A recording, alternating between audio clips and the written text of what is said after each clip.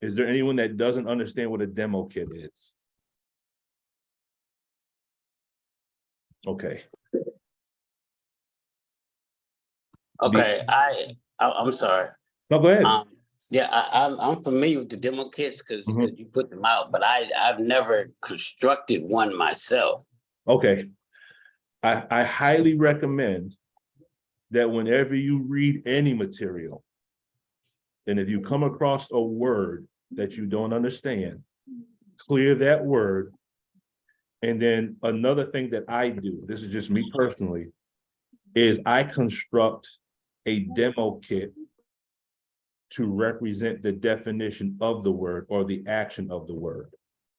Okay. And for me, in doing that, and here's what you have to understand.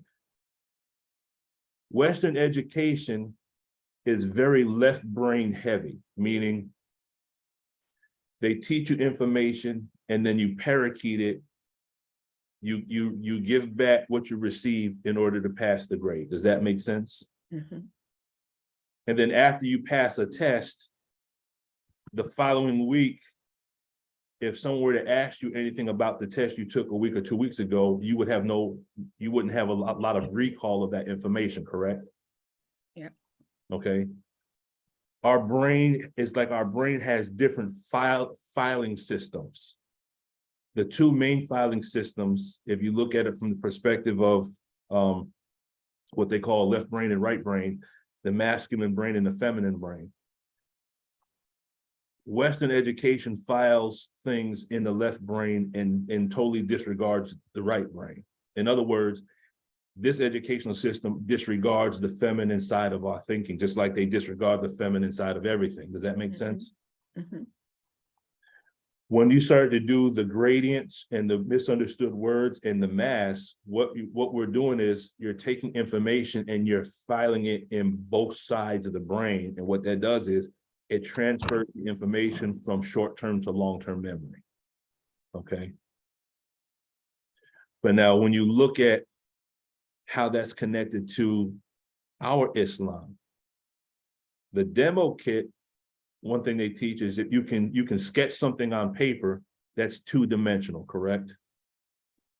Okay. If you sculpt it or you use the demo kits, you're using what's called 3 dimensions, correct? Yes. Okay. And if what I do, this is just me personally, I try to take a concept and I try to represent it as a demo kit using a mathematical equation. That's just how my brain operates, because mathematics to me is like a drug. If I want to get high, I study mathematics. Okay. But now when you look at the word in Arabic, the word parable in Arabic, we have the parable of the bee, we have the parable of the cow, correct? Betwixt the feces and the blood, a drink agreeable to the drinker, yes? Yes. Okay. But now when you clear the word parable in Arabic, the word is mathala, M-A-T-H-A-L-A, mathala. And one of the definitions for the word mathala is to represent something in 2 dimensions, in 3 dimensions, or to represent something by sketching or drawing, to represent something as far as sculpting, or to represent something graphically. In other words, like a graph. So the word mathala is describing the same thing in Arabic that a demo kit is in Scientology. Does that make sense? Mm-hmm. And I thought it was interesting that the word for parable is mathala, and the first 4 letters of the word mathala is the word math. Okay. Okay, and that's why for me, everything is mathematics, physics, and science. So basically, that's just another long-winded response to your question, Brother Rashid. Does that clear any misunderstanding on that? Yes, sir. That was thanks for clarifying. But now let's take this on another level. Look at our problem book. What is our problem book? Our problem book is a set of problems that if you take the problem book, just take a problem. Try to represent that problem by sketching something or by sculpting something. And then what you will see is something is going to click. And it might be something particular to you. Something's going to click when you take that problem or take any of the lessons and convert it into a demo kit. I'll give you one quick example and then we'll move on. I'm not going to cover this today. This might be a subject for Sunday. But on my way to the org on Monday, the thought popped in my head. And when these thoughts pop in my head, I'm like, okay, I got to study this. I got an 1.5-hour train ride. The thought came to my mind. How do you extract a cube root? Now, has anyone ever heard that phrase, extracting a cube root? Have you heard that phrase before? In a supreme wisdom. It's in the Supreme Wisdom, right? If someone, could someone pull up the Supreme Wisdom real quick and go to the problem book, problem number 8. If you could just pull that up real quick, problem number 8. And then I need someone to pull up Supreme Wisdom, 13 Rules of Instruction, rule number 3, because these two are connected. They're very, very significant. I'm at problem number 8. Okay, hold off on that for just a split second. But if someone can go to rule number 3 of the 13 Rules of Instruction.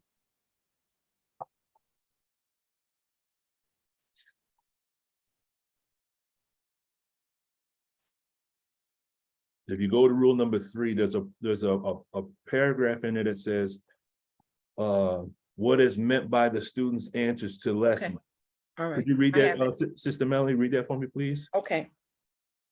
What is meant by the laborer's answers to all questions, to all lessons in the past, present, and future perfect is that we must know and be able to prove at all times to the new converts that the lessons that our Savior Allah gave us to study and learn Is the fulfillment.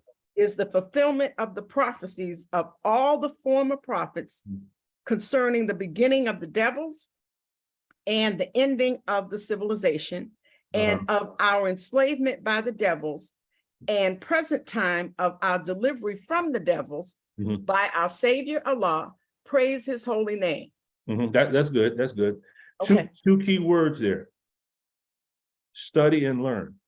Mhm. And the reason why those 2 words stuck out is because as I was going through the student hat tech, L. Ron Hubbard talks about studying and learning. And I said, that's not a coincidence. Mhm.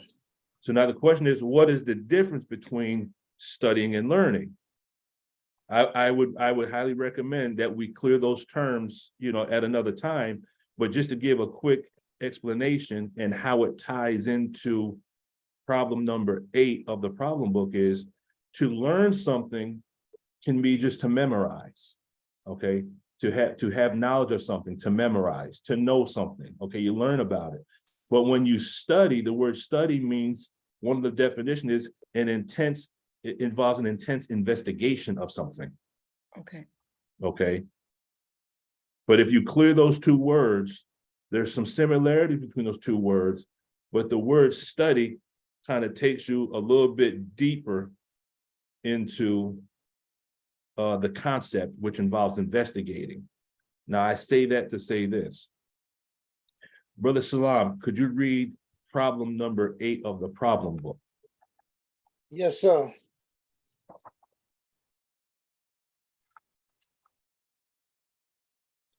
Problem 8. Wow, where's I thought I just Problem number 7 and problem number 8 should be dealing with the atmosphere. But problem number 8, I think is the specific one we're looking for of the problem. Okay, hold on for a second.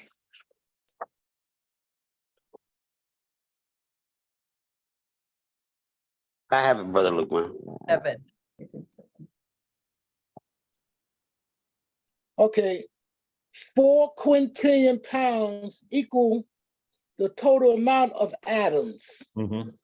1/100th of a square inch equal 200 million atoms. Mm-hmm. Extract the cube root of 3/4 of a cracked atom. Okay, right there, right there. Extract the cube root of 3/4 of a cracked atom. Now, why that came to my mind right before I got on the train, I don't know. But I said, well, I got an hour and a half of time to kill. So I want to figure out, how do you extract a cube root? And then the thought came to mind that on one level, because the minister had made this statement before, that the problems in the problem book are not meant to solve them literally. Okay, has anyone else heard that before? Yes, sir. Yes, Okay. sir. So then when it's talking about extract the cube root of a cracked atom, okay, who do we know that is a cracked atom? The minister. Okay. So now, as I was going through the study of how to actually to extract a cube root mathematically,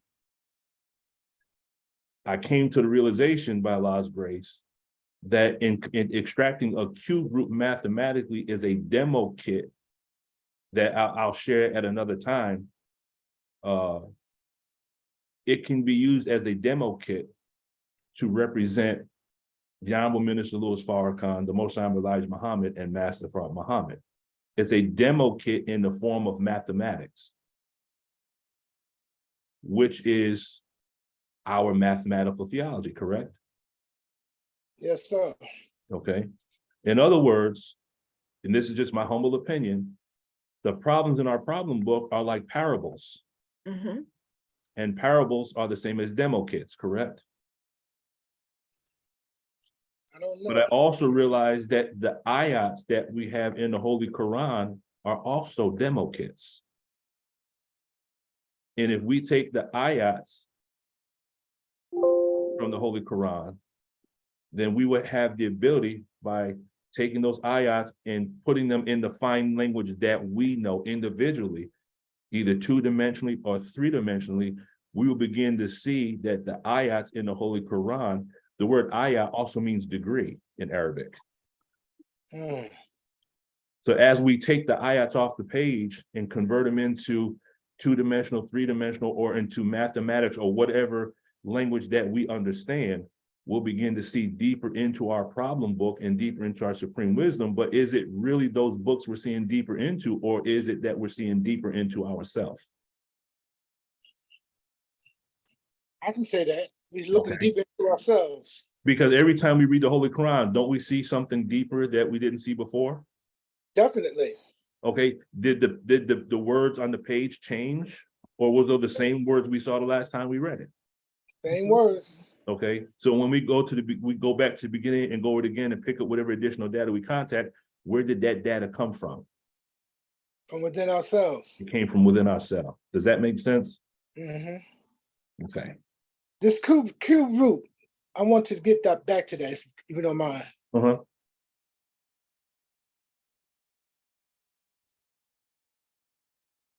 You want me to explain something about it? The cube root, yeah, the cube root, because it's something interesting that I'm seeing in that, that I need a little more clarity on. Okay. Extracting the cube root means this. Whenever you take a number and you square that number, okay?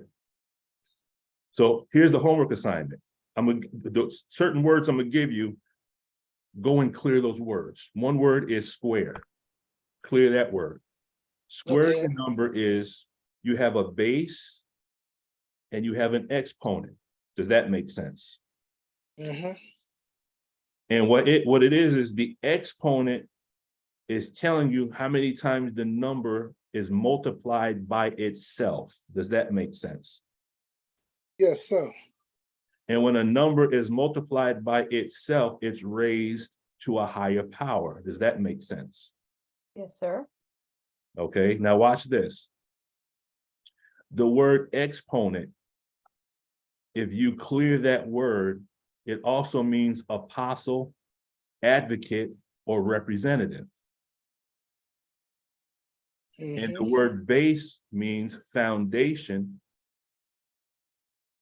So if you as an individual are the base, who is your exponent?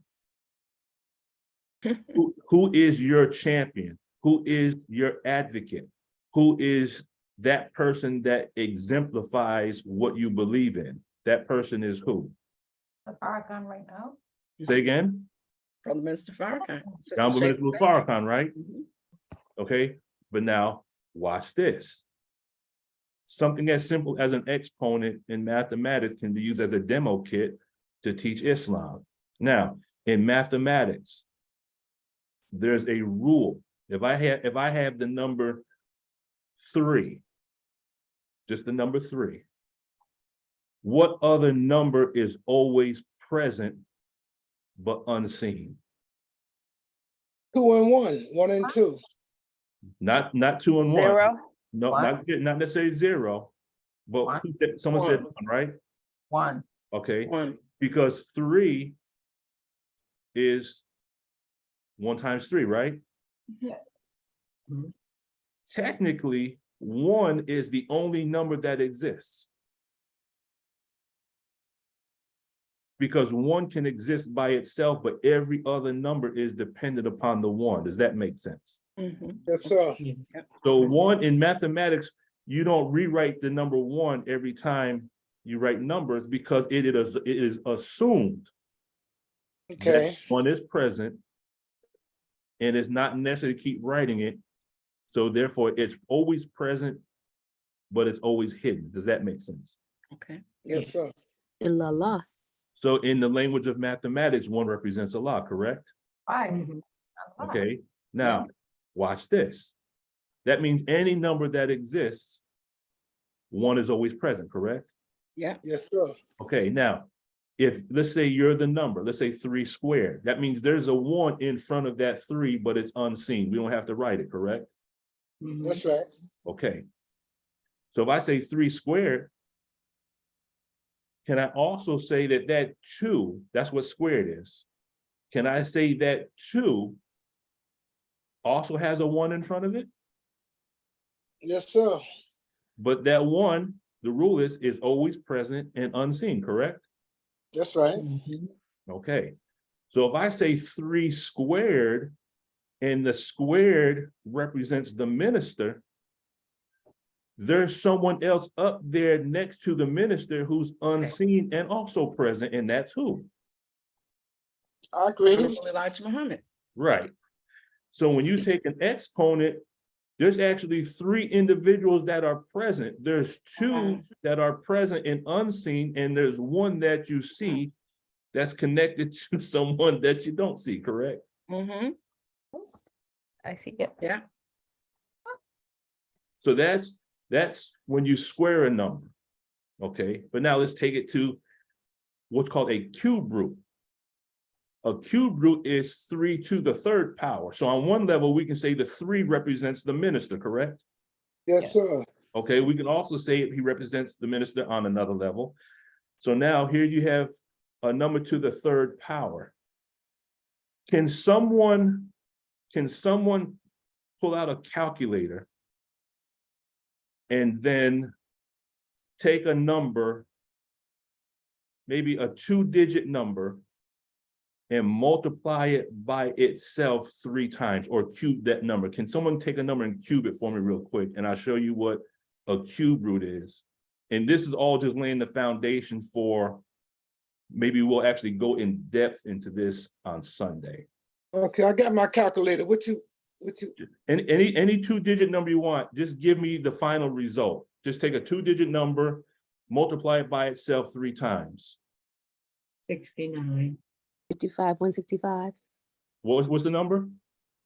69. I took Okay. 23. No, just you choose the 2-digit number and just multiply it by itself 3 times and just give me that final result. Oh, 165. okay. Say again? 165. 165? Yes.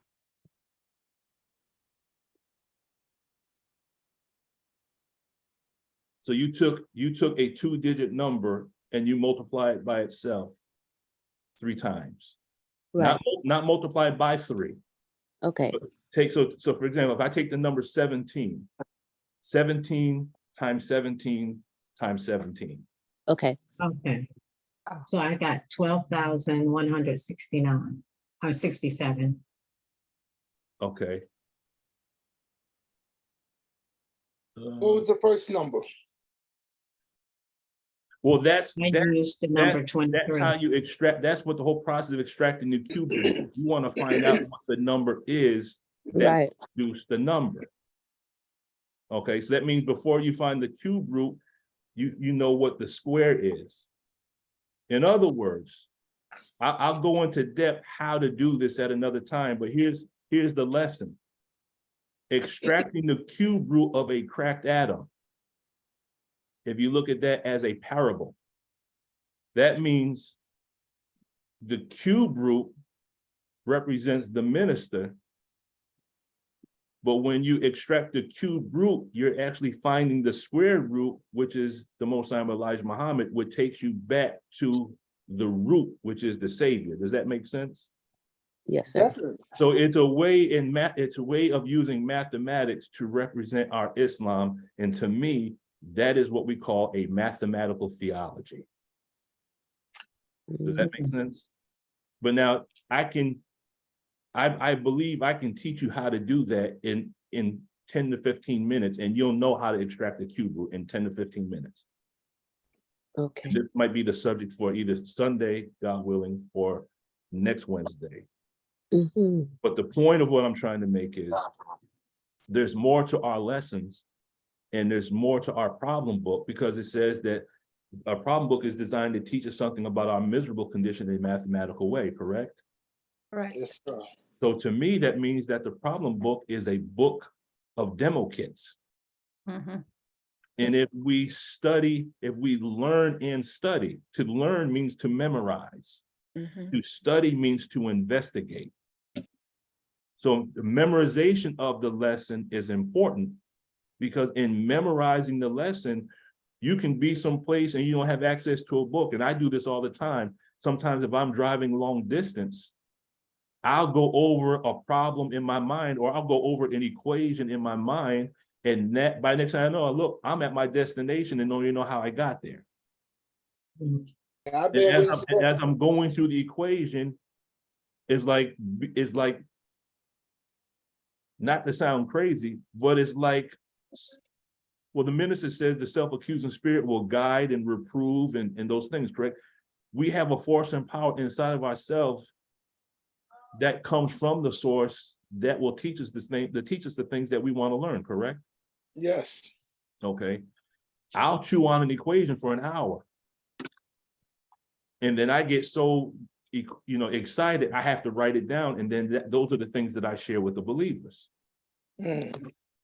But we have to be able to confront that problem book. We treat the problem book the way believers used to treat Mother Dianetics' article unveiling the number 19. And from my experience, individuals would avoid it because they could not, it was too steep a grading. But when you go back and read the old articles, it is almost as if she was preparing us to come in contact with the tech. Because she was always talking about the mind and DNA and unlocking our DNA and the force of thought and thinking and all. She was prepping us by Allah's grace for this tech. that's right. Okay. Go ahead, Sister Ani. I'm sorry, I'm just babbling. I'm getting my tone levels going up. Sister Anya, you're on mute.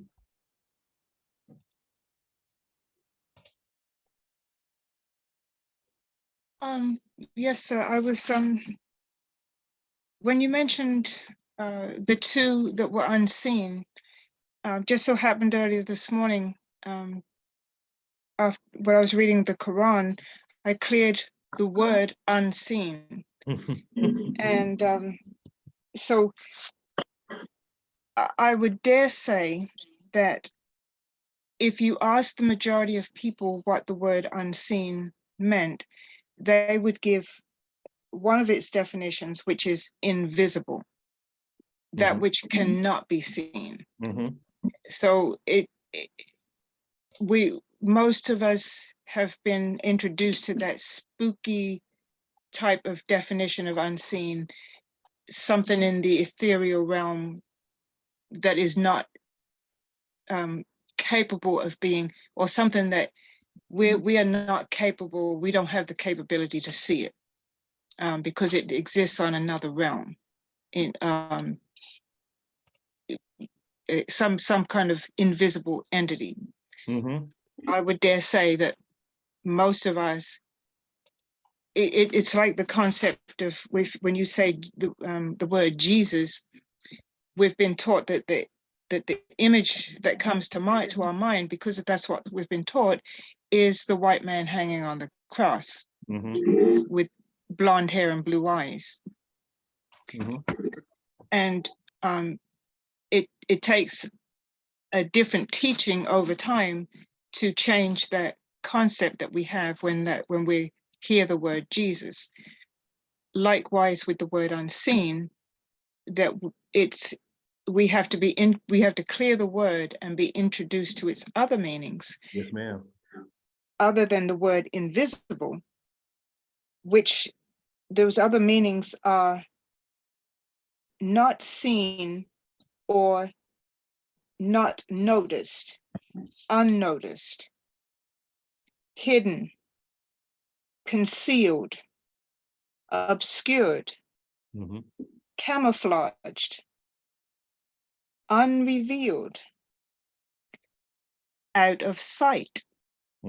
Isn't that a good one?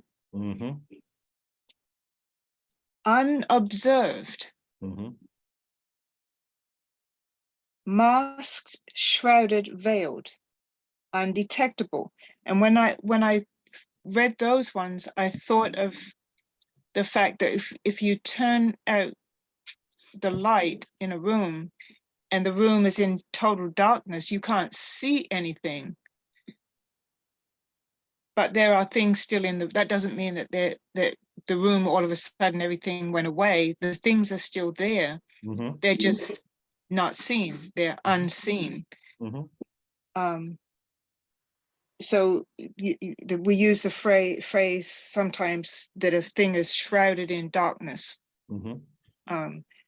Or if it's veiled, if you veil something, that means that you don't put a veil up if there's nothing there. There's no need to put a veil up. So a veil would indicate that there's something there. So I just wanted to introduce that into the equation of what was being said about the two, the one that we see and the two that we don't see. It doesn't mean that we're talking about them in that spooky realm of non-existence, so to speak. We're talking about two material, flesh and blood human beings that are just out of our sight at this particular time. Yes, ma'am.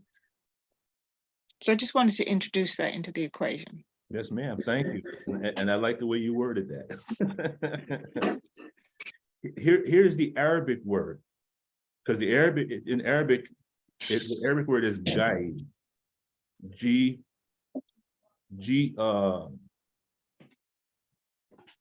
G-I-Y-A-B, and it means to remain absent, to be or to stay away, to withdraw oneself, to hide, to be hidden, or to be concealed. So the majority of the definitions in the Arabic dictionary, the word unseen is, there's an instance where it's talking about invisible, but the context of this invisibility is that which exists, but it's absent from our point of view. Does that make it's everything that you just said, Sister Anya, and I'm just saying that the Arabic word has ARC with exactly what you just shared. Okay. And how do you spell that Arabic word again? It's G-I-Y-A-B. Y A B, and it's pronounced guide, guide, unseen. Brother Lukman, Yes. go to Surah 57, verse 2. It talks about the unseen. Allah is the seen and the unseen. What's the Arabic word in that ayat? Surah 57, verse 2. Is that the surah that says he's the hidden, the And the manifest in the manifest. hidden? Huh? Yeah, he's the hidden and the manifest. Okay. I don't have the ability to pull that up because I don't have access to my other computer at this moment. If you could though, put that In the chat? yeah, put that in the chat, and I'll research that. Because for me to do it with just one computer, it would take up too much time. To Sister Charlotte, that number you put up as for the cube root was the number you started with, was the number 26?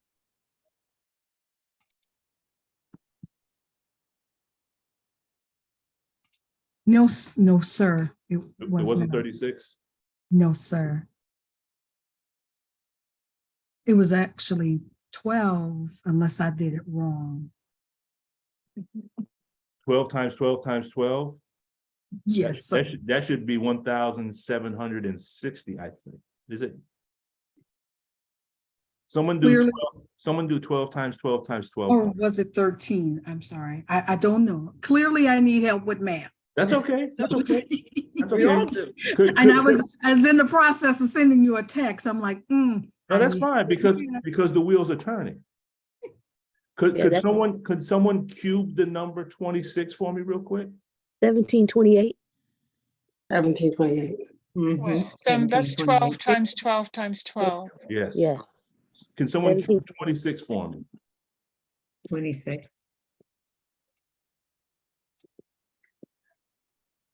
17,576. 17,576. Okay. But the wheels are turning. The wheels are turning. Sometimes I try to do things mentally. That's just my own little thing. Go ahead, Sister Peggy. Assalamu alaikum. There is a brother that just came on. His name is Fatah Muhammad. He's new, but before I invited him, I went through Sister Anya to make sure that I could do it. And because she invited me, and he's a gold seal auditor. So I just wanted to let you know. And I didn't want him to say anything because he's driving. Okay, no, that's understandable. No, we don't want no accidents. Lukman, assalamu alaikum. Walaikum salam. Sister Peggy, I'm upset with Sister Peggy. I am loving the bridge on the Star Trek Enterprise. Yeah, right. Yeah. Right. I am loving that. So I got to use some references to Star Trek in my demo kit stuff. So, Yes, sir. okay, let us.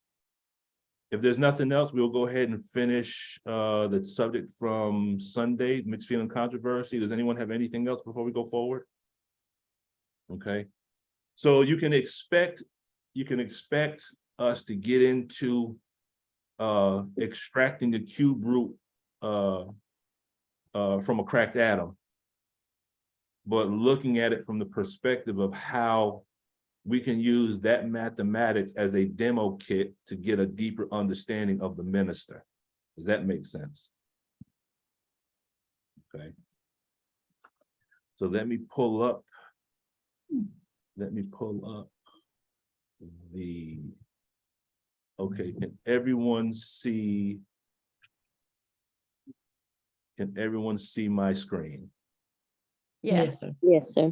Okay, so I'm gonna pick it up right where we kind of left off at. So what we're doing is we're in marrying the supreme wisdom with the supreme tech, and this is just to do a little quick word pulling for those that are new. The word marry in Arabic is zauj, and the word zauj also describes a concept called parallelism. And parallelism, or to be parallel, means when you take two things and you find how they're equivalent, or how they correspond to one another. Does that make sense? Mhm. Okay. So what we're doing is we're using our self-improvement study guides. And in studying our study guides, the desire is to take the stories that we're reading that allow us to answer the questions from our study guide, but take the stories and use them as a demo kit to understand the dynamics of our own thinking. So we're studying the history in order to answer the question for the study guides, correct? Yes, sir. Okay, so now what we're doing is we're taking the history, but we're using the history as a demo kit to go within ourselves. Mhm. So when you read study guide number 1, mixed feeling and controversy, it gives us, when you look at it's Surah 7, ayat 59 through 141, we go through all the histories of those prophets, correct? Okay. And in studying that study guide, the questions that we are asked are focused around what was the message that that prophet or messenger sent, was brought to? How did the chiefs react to the messenger?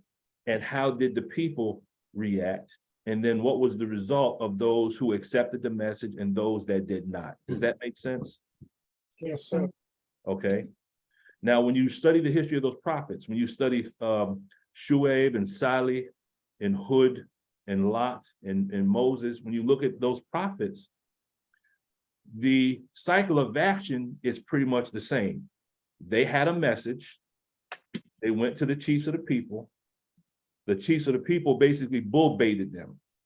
You're a liar. You're in error, correct? Mm-hmm. And then what happened was the prophets, they didn't get all bent out of shape. They didn't get all emotional. They just said, I have clearly been sent to you with messages from my Lord. So they stayed calm, and they didn't get all caught up in emotion because the chiefs didn't accept the message. They said, we are from Allah. I've come here to deliver this message. And basically said, if you accept the message, this is what's going to happen. And if you don't accept the message, this is going to happen. Isn't that what kind of like a good summary of study guide number 1 is? Yes, sir. Okay. But now let's look at this from a Dianetic standpoint. How would you say mixed feelings in the language of Dianetics? Remember, mixed is something that, holy is something that has not been mixed, diluted, or tampered with in any form. That means mixed would be something that has been diluted, has been tampered with. Go ahead, Sister Shayla. With Reactive mind? Yes, the reactive mind or aberration. aberration, yes. Mhm. So mixed feelings are feelings that have been diluted, mixed, or tampered with, correct? Mm-hmm. Y'all with me? Yes, sir. So what would controversy be in the text? Would it be engrams? It could be the engram. Controversy could be the engrams. I was thinking more along the lines of restimulation, because the restimulation, the controversy, is what causes the mixed feelings, correct? Yes. Yes, sir. Okay, so in studying study guide number 1, not only does it take us deeper into the self-improvement as given to us by the Honorable Minister Louis Farrakhan, but now we can use this as a supplement to understand the tech of Dianetics and the science of the mind. Does that make sense? Mm. Okay, everyone with me so far? Yes, sir. Okay, so what we're gonna do is, did someone have something? Give examples. Okay, though, that's where we're about to go now. About to give the examples, and we're gonna look at these ayats as demo kits Okay. to give us a deeper understanding of the text through. Can you hear me, Brother Lukman? I hear you now. Okay, I just wanted to make sure my mute thing was off. Okay, Bilal. Okay. I'm sorry. That's all, not Yes. a problem. Not a problem. No, now I was thinking about the misses, and you know, while you auditing someone, you know,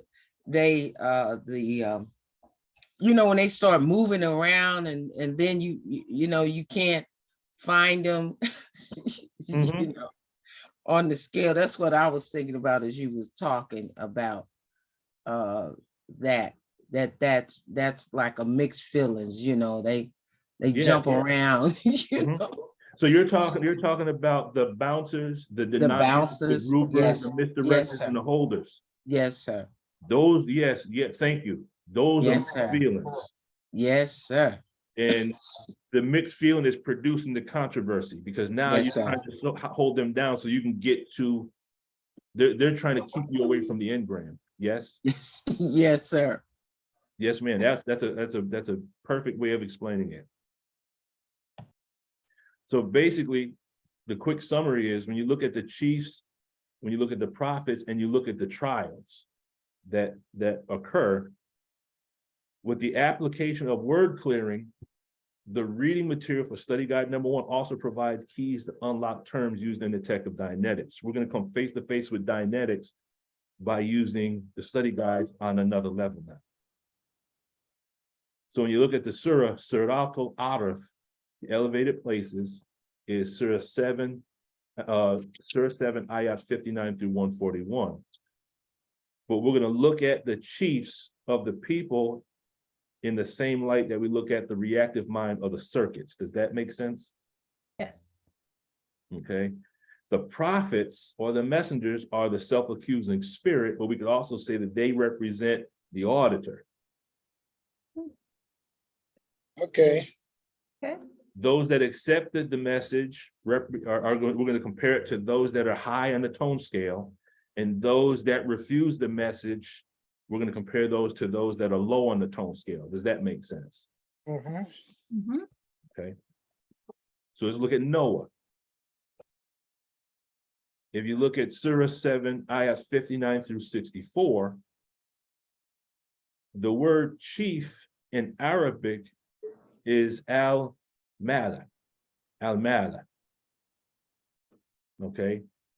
Now, if you look at al-mala, we're saying that this represents the reactive mind. Okay. Now watch this. In the first part of the word mala, the first 3 letters is what? ALM. M-A-L. Look at the word mala, you got M-A-L, right? Yes. Okay. What does the word M-A-L, how do you say, I think it might be in French. In Spanish. Mala. Is it Spanish? Malo. Mala. Okay. Mala. Oh, mala. It means bad, right? Right. That's right. Okay, now, you know, I always use movies as demo kits. Remember the movie Inception Yes. Yes, with Leonardo DiCaprio? Yes. yes. What was the name of his wife that would always come in when he's trying to use the tech on someone to get to their thoughts? Because there's a lot of Dianetics in that movie. Yes. What was his wife's name that would always come and mess things up? Oh, I can't remember. Her name was Mal. Oh, Her name was Yes, Mal. sir. You teaching, brother. Go ahead. Her name was Mal. So assignment, go back and watch the movie Inception. You'll apply it to Dianetics. You'll see it in there. Her name was Mal. Okay. How does that apply to you and I? Whenever we try to do something positive, isn't it something in our own mind that causes us to doubt ourselves? And we say, I'm not going to do it. Okay. So the chief in us is causing problems. Yes. Right. Go ahead, Sister Shayla. I just want to make, for the sake of equal opportunity, that mala is also, there's a malo, which is the masculine of it. Malo. Thank you. Malo. Anyone here speak French?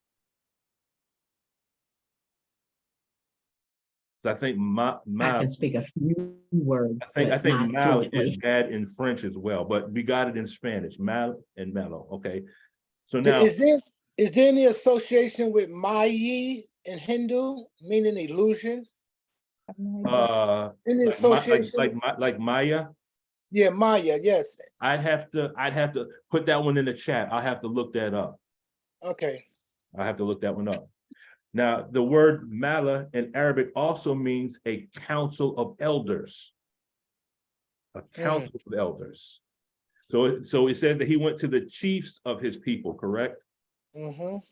And that's the common ground with when we look at this study guide and those prophets, they were going to the chiefs of the people. In Arabic, al-mala, it also means council of elders. But as we can see, the chief or the mala can be something that is within as well, correct? Okay. Y'all with me? Yes. Okay, now what would be considered a council of elders within that would cause problems from the perspective of Dianetics? Your Past English. trauma. The past trauma, but get specific. It's not the Engram. trauma that's a problem. Oh, the Engrams. basic. The what? The basic. You have the basics, but the basics, because we don't believe in a mystery God, the trauma comes from who? The mother? Trauma comes from people, correct? Right. Right. That's right. All right. Okay. Now watch this. The word mala also means bias, which means systematic error. Could we say that that represents aberration? Yeah. Isn't that the held down 7? Uh-huh. Sir. Okay. It also means the word is slanting in Arabic, which means to interpret or present with the intent to maliciously or dishonestly distort or falsify. Well, isn't that what the reactive mind does? All the time, all day long.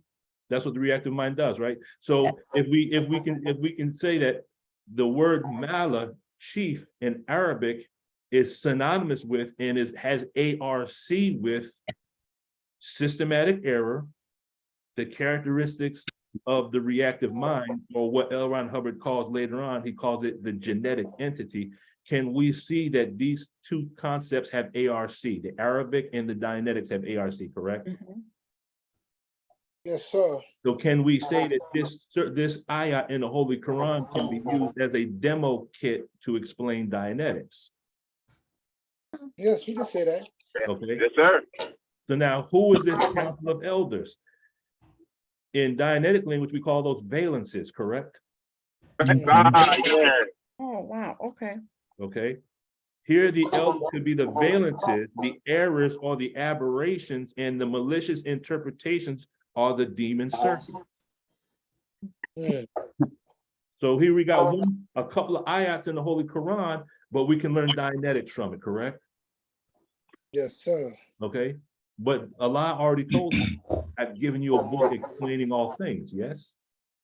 Yes. Yes, sir. And if he's given us a book explaining all things, it would have to include Dianetics. Otherwise, that verse would be wrong.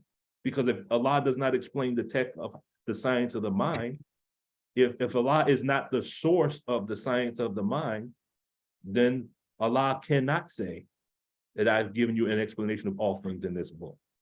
Brother Lukman, Yes. will that also be the third person along with the valences and Yeah. and operation and Yes, ma'am. malicious interpretation, demon circuit? That third person is Yes. always in there somewhere, huh? Yes, the third person rule. Yes.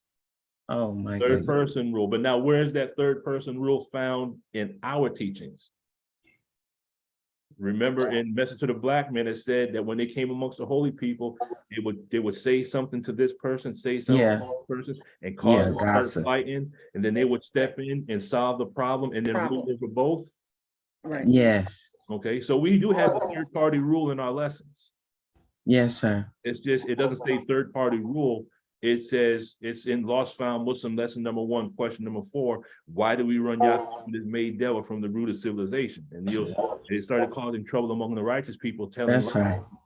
That's the Yes, third sir. party rule. Yes. Yes, sir. Ooh. Thank you for bringing that up. Yes, sir. Okay, so now check this out.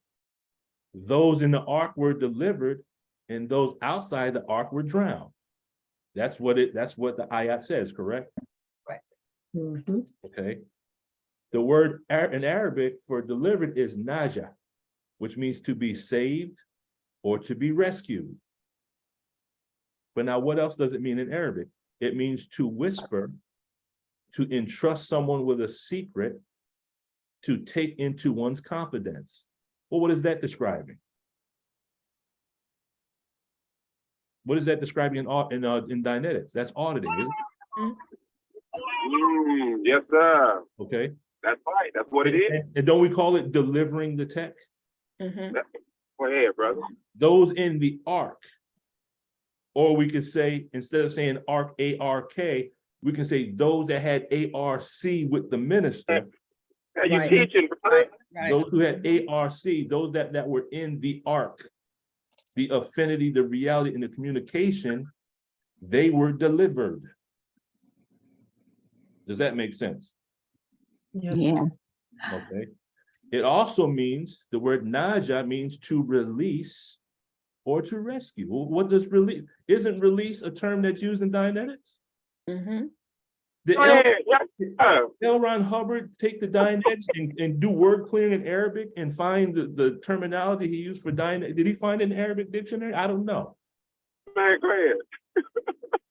Yes, sir. The word naja also means elevation or what? Rising. We're talking about tone scale now, aren't we? Mhm. Okay, so those that were in the ark, they were saved. How were they saved? Because they had someone that they could trust to tell a secret to. Two. And as a result of telling the secret to someone, they were released from something and they elevate. This is a cycle of action, isn't it? Yeah. Yes. Mhm. Okay. So let's look at release and elevation and rising real quick from the Dianetic standpoint. Okay. A release in Dianetics is an individual from whom have been released the current or chronic mental and physical difficulties and painful emotions. It's a series of gradual key outs. At any given one of these key outs, the individual detaches from the remainder of his reactive bank.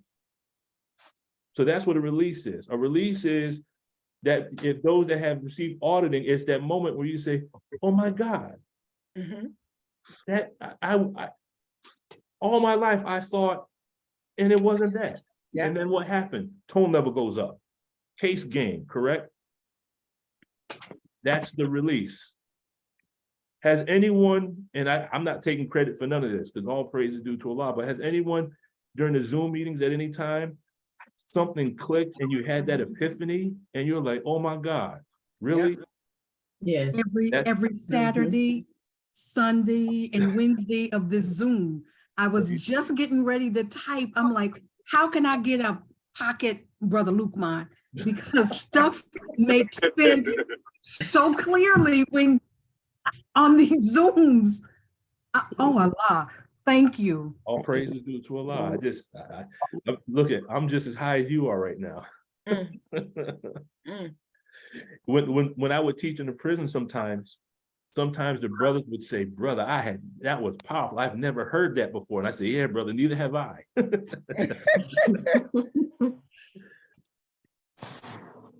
So the word key out means released from the stimulus response mechanism of the reactive mind. Now, tell me if anything comes to mind, you know, what they call it when you,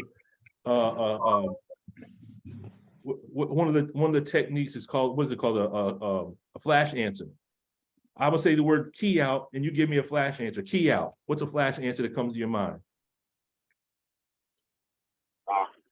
Okay, I'm gonna say this word. Is it clear? I'm gonna say this word, key. Come to mind, key. Door. Oh. Lock. Okay, lock.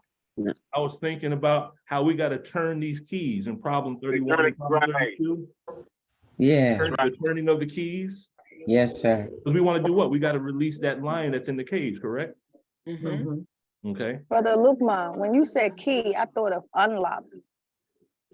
That's fine too, because that's what we want to do. We want to unlock that door and let the lion out. We found the door we've been looking for 400 years, but that don't mean that we're out because we found the door. Right. Now we got to use the modern equipment to move quicker. Get the rust off. And then it says in 31 and 32 that we gotta deal with the poison and rusty locks. Yeah. And if you go on the YouTube channel, we covered poison and rusty lock probably a couple of weeks ago, correct?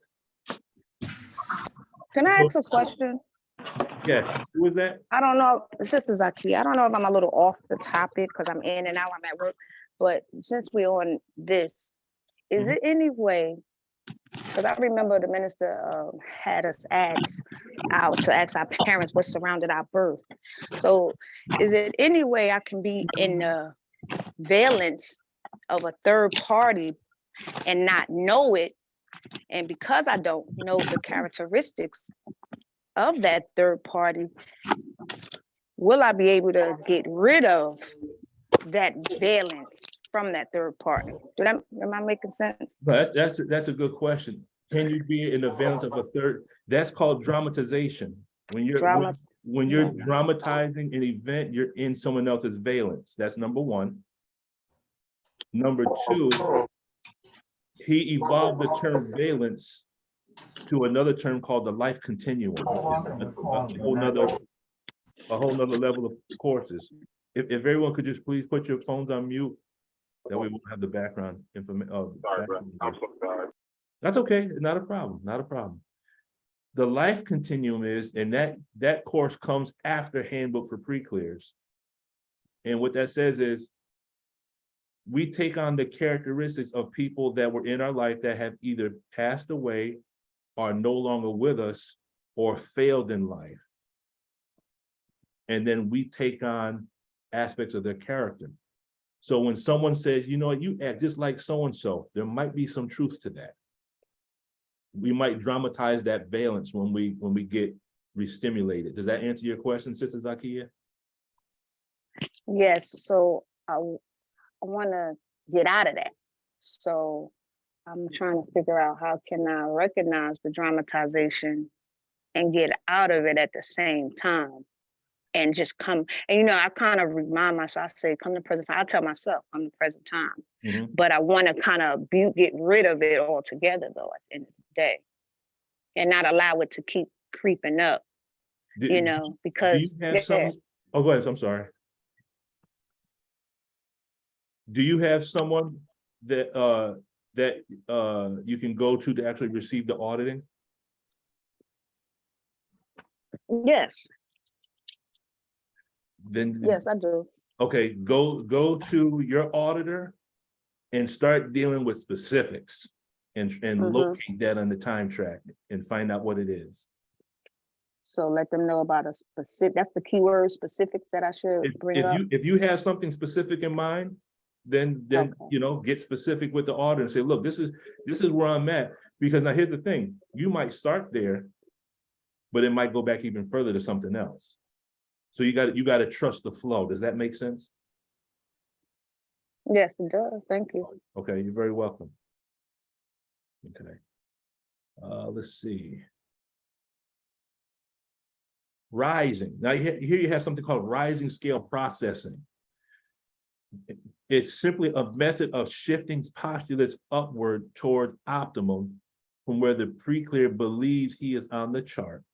It is essentially a process directed toward increasing belief in self by using all the buttons on the chart of attitudes.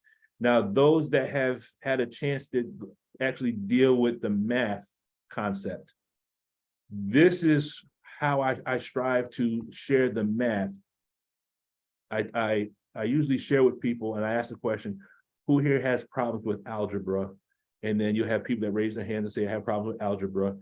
And I say the word trigonometry, and all of a sudden people are blowing and they're re-stimulated and they're almost ready to leave the call because the word trigonometry by itself can cause a problem. Does that make sense? Okay. Now, for those that have done the math and we have started on the level of a belief of not being able to do something, do you remember how we went up gradient by gradient to the point where now you know that certain levels of mathematics that you can do? Yes. Yes. See, I was waiting for you, Sister Shayla, because you are the poster child of I can't do algebra to you have no problem doing math. I mean, I don't mean to put you out there, but is that correct? That's correct. Okay, I That mean was correct. Yes, I could now. Okay. I wish Sister Tina was here. Because Sister Tina is the PEMDAS scientist. Yeah, she is. So basically I apply this, because remember, this is given to us as a tool. It doesn't mean that we become Scientologists. Remember, in the history of the prophet, they used to pray towards Jerusalem and then they changed and started praying towards Mecca, correct? Right. It didn't mean that they stopped being Muslims because they changed the Qibla from one point to another. It just means this was another part of what they had to conquer. This is another part of their journey. They were still Muslim, correct? Yes, the Qibla. There was just a slight change, but they remained Muslim. Okay, well, the minister gave this as a tool. It didn't mean we no longer stop being followers of the Most High Elijah Muhammad under the leadership of the Honorable Minister Louis Farrakhan. It just means he gave us a tool to use to That's go right. deeper and extract other things from our lessons.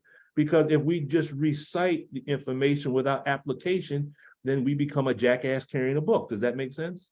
Mm-hmm. And when the jackass goes to the top of the mountain with the book, what is the jackass when he comes back down? Still a jackass.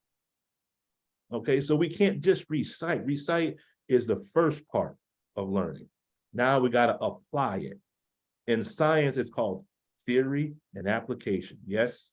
Yes. Okay. So really what rising scale processing is simply is a change in language and determinism. Okay. If you look at the chart of attitudes, now when I say chart of attitudes, that's the chart you find in, I believe it's Self-Analysis and Handbook for Pre-Clears. It's different than the chart of human evaluations, even though the charts are connected. But if you look at the language of the individuals, high-tone individuals don't talk about I can't do. And there's a saying, the man who says it can't be done should never interrupt the one that's doing it. Okay. So higher language, you'll see across the chart, it's talking about determinism. It's called, we know what postulates are, right? Yes. A postulate is when we write our history in advance. Does that make sense? Okay. In the language of our teaching, it's talking about speaking past, present, and future tense being perfect. And when you speak past, present, and future tense being perfect, according to the laws of grammar, perfect tense is when you speak about cycles of action that have been completed. You talk about what you have done, what you will do, and what will be done tomorrow. Does that make sense? Okay. That is an attribute of Allah. Allah says he is the doer of what he intends. That means he says, kun fayakun, be and it is. That's a postulate, yes? Yes. Okay. The original man writes history 25,000 years in advance, meaning what? He postulates 25,000 years into the future and then brings everything that he writes. Does that make sense? Yes, sir. The same thing as postulating. So when we follow the instructions that the minister has given us, don't we have a release? Don't we elevate and don't we rise? That's right. Fine. Okay. Could this change in language and determinism be synonymous with the resurrection? Yes, sir. Okay. Now let's look at those that were drowned. Because those that were in the ark, affinity, reality, and communication, they were delivered, right? They had someone to sit down with to speak with in confidence, to have a release in order to elevate up the tone scale. They were delivered, yes? Yes. Well, look at the word drown. What is the word drown? If you go in the Holy Quran, it says, so we sent upon them widespread death. That's Surah 7, ayat number 133. The Arabic word is tufan.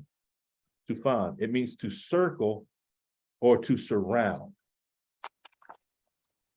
It also means flood, deluge, death, plague, or causing excessive death. So when we look at the word flood, have you heard the statement, a flood of emotions?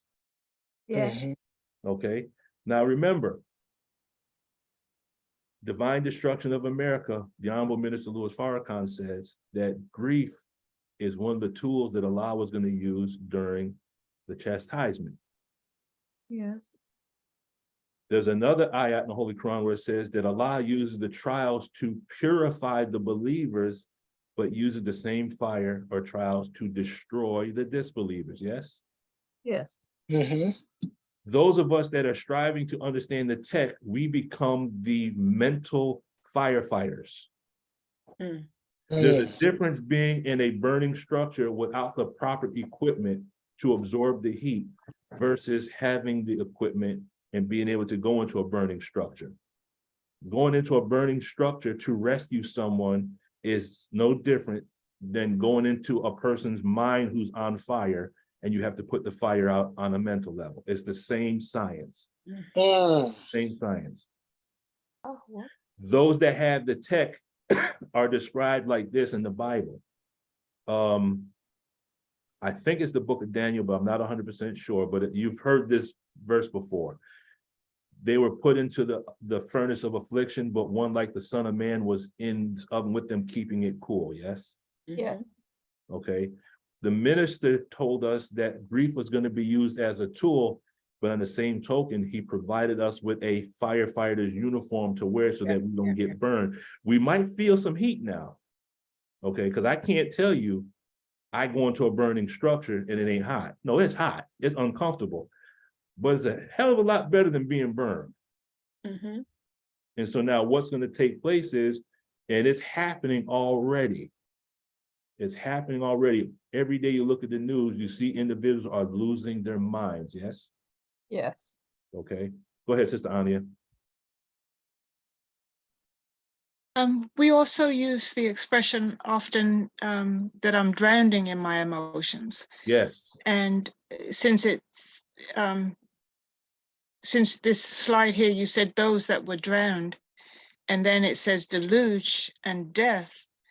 But it made me think of the passages in the Quran where it talks about being this, you would wish for death, but death would not come. And then the part where it says that the skins would be burned and then but they would be replaced. So it's like you're in one sense it's described as death, but it's not really talking about a physical death. That's what I'm seeing here. It's having to go through extreme torment, and that torment is brought about through what we're going through internally, that flood of emotions. As a deluge. And a deluge, I think of when you have a flood, it sweeps that flood of water, whatever is in its path gets carried into the flood. And it just becomes one big like sludge of trees and twigs and trash and just everything. And so all of that swirling around inside of us, and you just don't know how to clear it out. And within that, normally when you have a flood, there's plenty of plagues because of all of the virus and bacteria and everything that's in that water. That's a good point. Ma'am. Yeah, are you done, Sister Anya? Yes, sir. All right, because you just brought up some key points. Point number one, the ayat that talks about, and it's when we burn their skins, we replace them with other skins. How could we describe that in Dianetics? What is that called in Dianetics?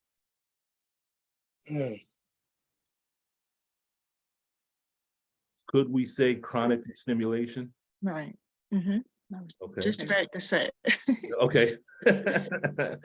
Second thing is this. Even in the Bible, the word dead does not necessarily mean physically dead, because if you go into the book of Romans chapter 6, because Romans chapter 7, for those that enjoy reading the Bible, if you read Romans chapter 7 and you read that whole chapter, it's talking about the war between the mind and the body.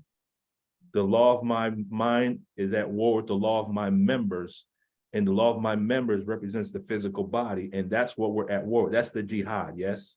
Yes. Okay, that's chapter 7. But when you look at chapter 6, it describes those that are dead in sin. It's not talking about resurrection from a physical death. It's talking about being resurrected from those that are dead in sin, meaning at one time we all did certain things that we're now proud of.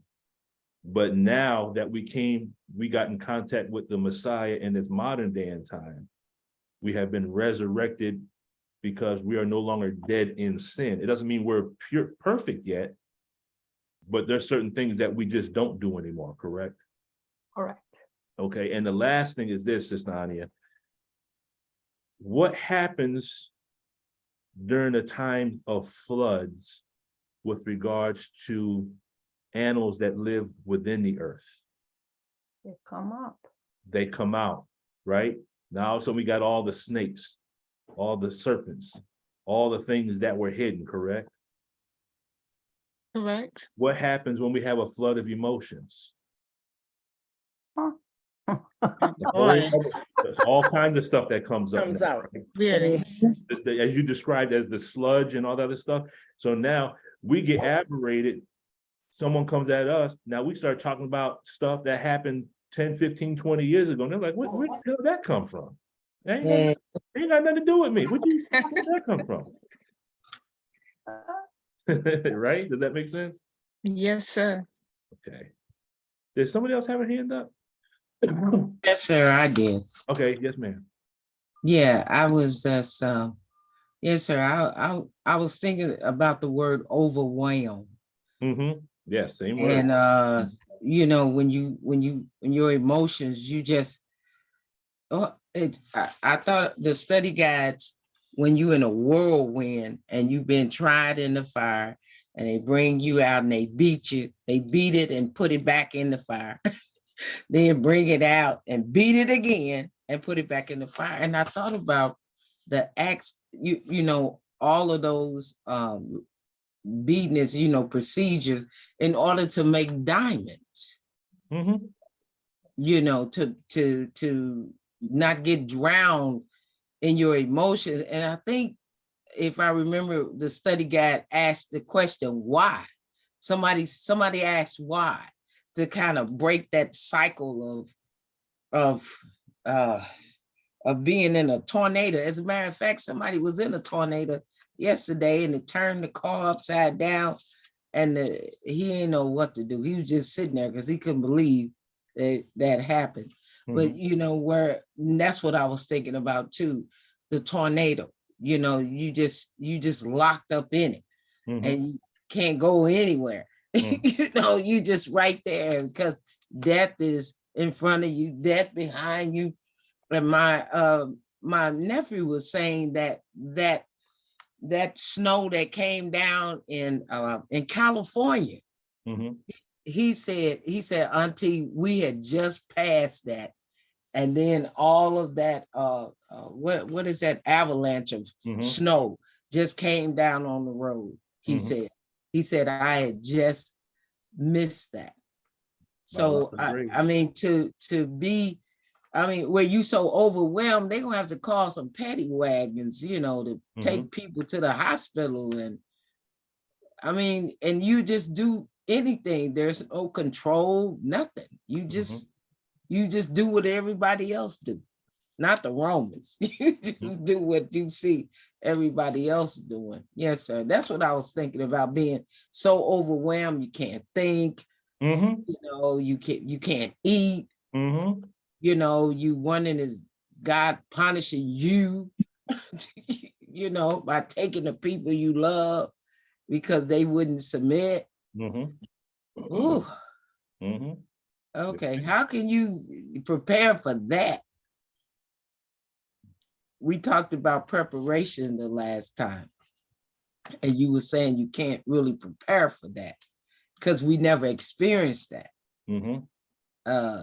to that magnitude. So I'm glad we're having this conversation, because whew, like death is everywhere. And really the only way you can prepare for certain things, and then this is my own opinion, you have to really understand your fundamentals or your basics. And I'll explain to you why. For us, no two fires are the same. And nothing prepares you to when you, because one of the first things we do, we get, okay, alarm of fire. The first thing I'm doing when we pull the engine out, I'm looking in the direction of where we got to go to see if I see smoke from where I'm at. If I see smoke, then it just got real, okay? I'm saying Al-Fatiha on the way up to that fire. That's my normal routine. I'm saying my prayer. When you get to that fire, because you don't know where the fire is, how it started, you don't know if there's someone in the building, you don't have any of those things, you have to rely back on your basics. What are our basics? The minister says the only safe place in the day of judgment is in the bosom of Allah. Does that make sense? Our basics are prayer, fasting. You know, when you look at what's taking place on the dietary level, if we have the discipline of fasting, then we know we might have to go a day or two without eating. But for us, it's like, well, hell, we do that already. Some people, if they don't get 2 meals a day, they lose their mind.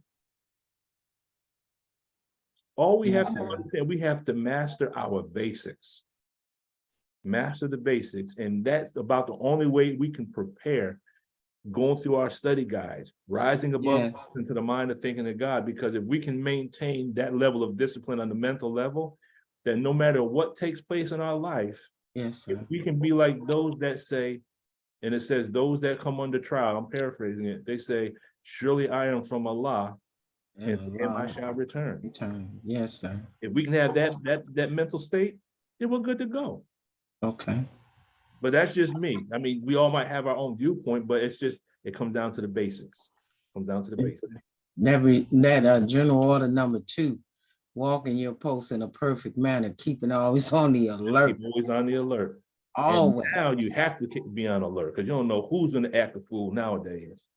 That is so true, beloved. That is so true. Yes, sir. Thank you so much. Oh, you're very welcome. Yeah. That whole armor. The whole armor of God. There you go. The whole armor. Yes. Hey, brother Lukman, that just, wow. Alhamdulillah, assalamu alaikum, family. This is Sultana Arifa. Yeah, I was just in the store yesterday, and because, being alert, because I've been taught, being raised in the nation, of always being aware of your surroundings. So whenever I walk into a establishment, I check out and see who's in the store. I know that's right. Yes, See like any characters I see look a little shady. And I'm like, okay, watch out for that one. Okay. So I was looking around the store, I was looking at shoes, and this young African-American brother just kind of like was on the other side of the shoe rack. And I noticed that every time I was on the shoe rack, he was on the other side of the shoe rack. And he hung around that area, and he came around the corner, kind of caught me off guard because I didn't see him coming at that moment. And he's like, how you doing? I said, I'm good. How are you? And then he kept going, but he stayed in the area so long as I was in the area. So I said, okay, I'm gonna test him and see if he's hanging around trying to, do something. And I said, I'm gonna walk to another area and see if he follows. So I went over to another area, and one of the workers had asked him, do you need any help? He said, no. And I looked at the worker and I said, yeah, he do.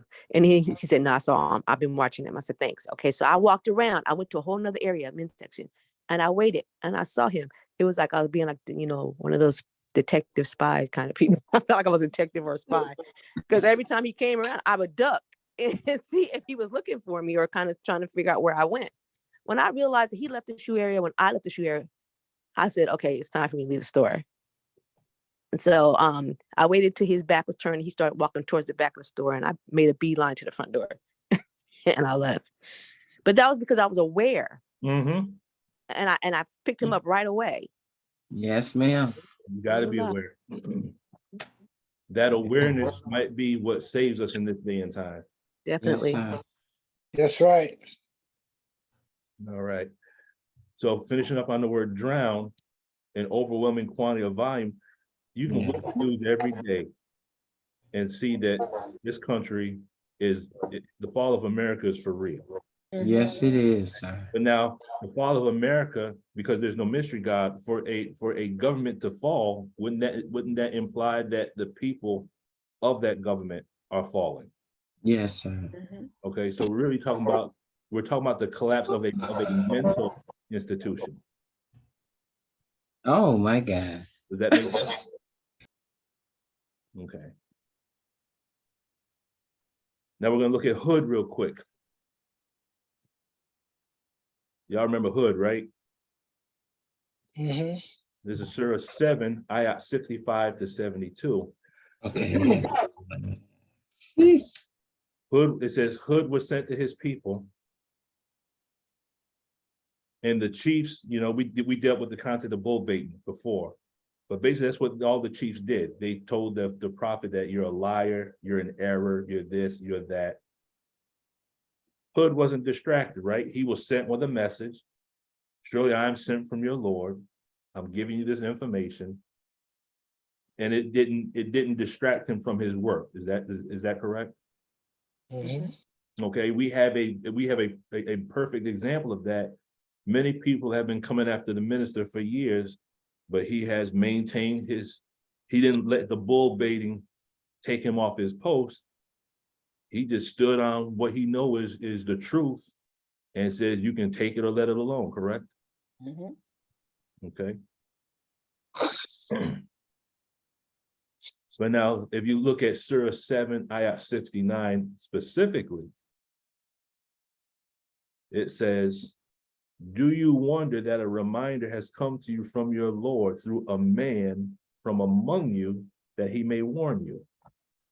And remember, when he made you successors after Noah's people and increased you in excellence of make. So remember the bounties of Allah that you may be successful. Okay. Can everyone see that ayah? Yes, sir. Yes, sir. Now here's the significance of this ayah. Did not a reminder come to us through the Honorable Minister Louis Farrakhan? Everyone here, unless you were here under the first resurrection, we were here because the minister came to our college campus. We heard a video, we heard a tape, we heard a CD, but we're here as a direct result of a reminder that came to us, correct? Yes, sir. That makes sense, right? Okay. Now, since hearing that message that brought us, that woke up or resurrected us from the dead, did not Allah make us successors or increased us in excellence in different fields of academics or study or employment or anything? Have we not received benefits from Allah through hearing this message from the minister? Yes, sir. Yes, sir. Okay, we have all benefited from that. Now, if everyone can agree that we have received benefits from hearing, listening, and obeying the minister, why do we turn away now that he guides us to a tool that would help us called Dianetics? If he has a track record, some of us wouldn't even be live right now if it wasn't for them. So the minister got us up from the grave of ignorance. But now when he gave us instructions to study this text as a tool, the same people that was Hosanna, Hosanna in the highest, are now the ones that say crucify him. That's powerful. That's very powerful. Okay. I was wondering how could they get to that so fast? I don't know. I'm just glad I'm not one of them. Whew. Okay. How did they get to that so fast? Now watch this. In the ayat it says, they wanted, when the prophet came, they said, you want us to give up what our father served. You've seen that before, right? In the ayat, give up what our father served. Okay. Yes. Now the word father in Arabic also means the parents. So we're not talking about just father, we're talking about mother and father. Does that make sense? Yes, sir. And now remember, do you want us to give it what our father served? This is what the reactive mind is saying. Remember, we applying this to Dianetics. Right. The chiefs are the ones that are saying this. Okay. But this is what the reactive mind is saying. The word also means, when you look at the word serve, we're talking about enslaved by, enthralled, or subjugated. So now when we clear those words, to enthrall means to hold in or reduce to slavery. When you think of hold, what Dianetic comes to mind? What term comes to mind in hold? I don't know. I was thinking about Jim Crow. You know, even after they took the chains, they found rules and regulations to hold in or reduce the slave. You know, they didn't have the chains, but you know, they had law. Those Jim Crow law was the same as slavery. Okay. Yes, sir. Anyone else, as far as the word hold or reduce with regards to Dianetic tech? Do we have what's called holders? Yes. Do we have what's called stuck on the time track? That's right. Okay. Yeah. And when you look at the word subjugated, you're saying to bring under control. So now the reactive mind, so the chief said, you want to give what our fathers served. The reactive mind is saying, do you want me to give up what? The actions or the circuits that I learned from my parents? That's right. Hold on to it. To go through processing is to find the actions and circuits that were given to us by our parents and family, which is based on their habits or aberrations, right? That's called what? Contagion by contagion of aberration. So are the reactive mind and chief saying the same thing? Does that make sense? Yes. Okay. Why does he fear now that he's a grown man? Because he was taught the wrong food when he was a child. In other words, why are we aberrated now? Because the characteristic and the actions that we do now were actually actions that we involved ourselves in as children, and that allowed us to survive situations that we had no power to control or change. So we had to take on a character to survive that. And as an adult, when we're re-stimulated, we take on the same character now that we did as a child, but as an adult, that's called mental illness. As a child, it was a means of surviving. Does that make sense? Right. Okay. Go ahead, Sister Anya. I was looking at the word enthrall, which you have here as meaning to hold in or reduce to slavery. And that surprised me that you mentioned slavery. So I looked it up real quick. And when, and I did find that definition. It says to make a slave of, to enslave. But the normal term that probably, well, which I was familiar with, was it said to captivate or charm. A person whose grace, skill, and virtuosity enthralls the audience. And then it says to put or hold in slavery, subjugate. So it made me think of, another definition is to keep someone completely interested, to hold spellbound, to charm.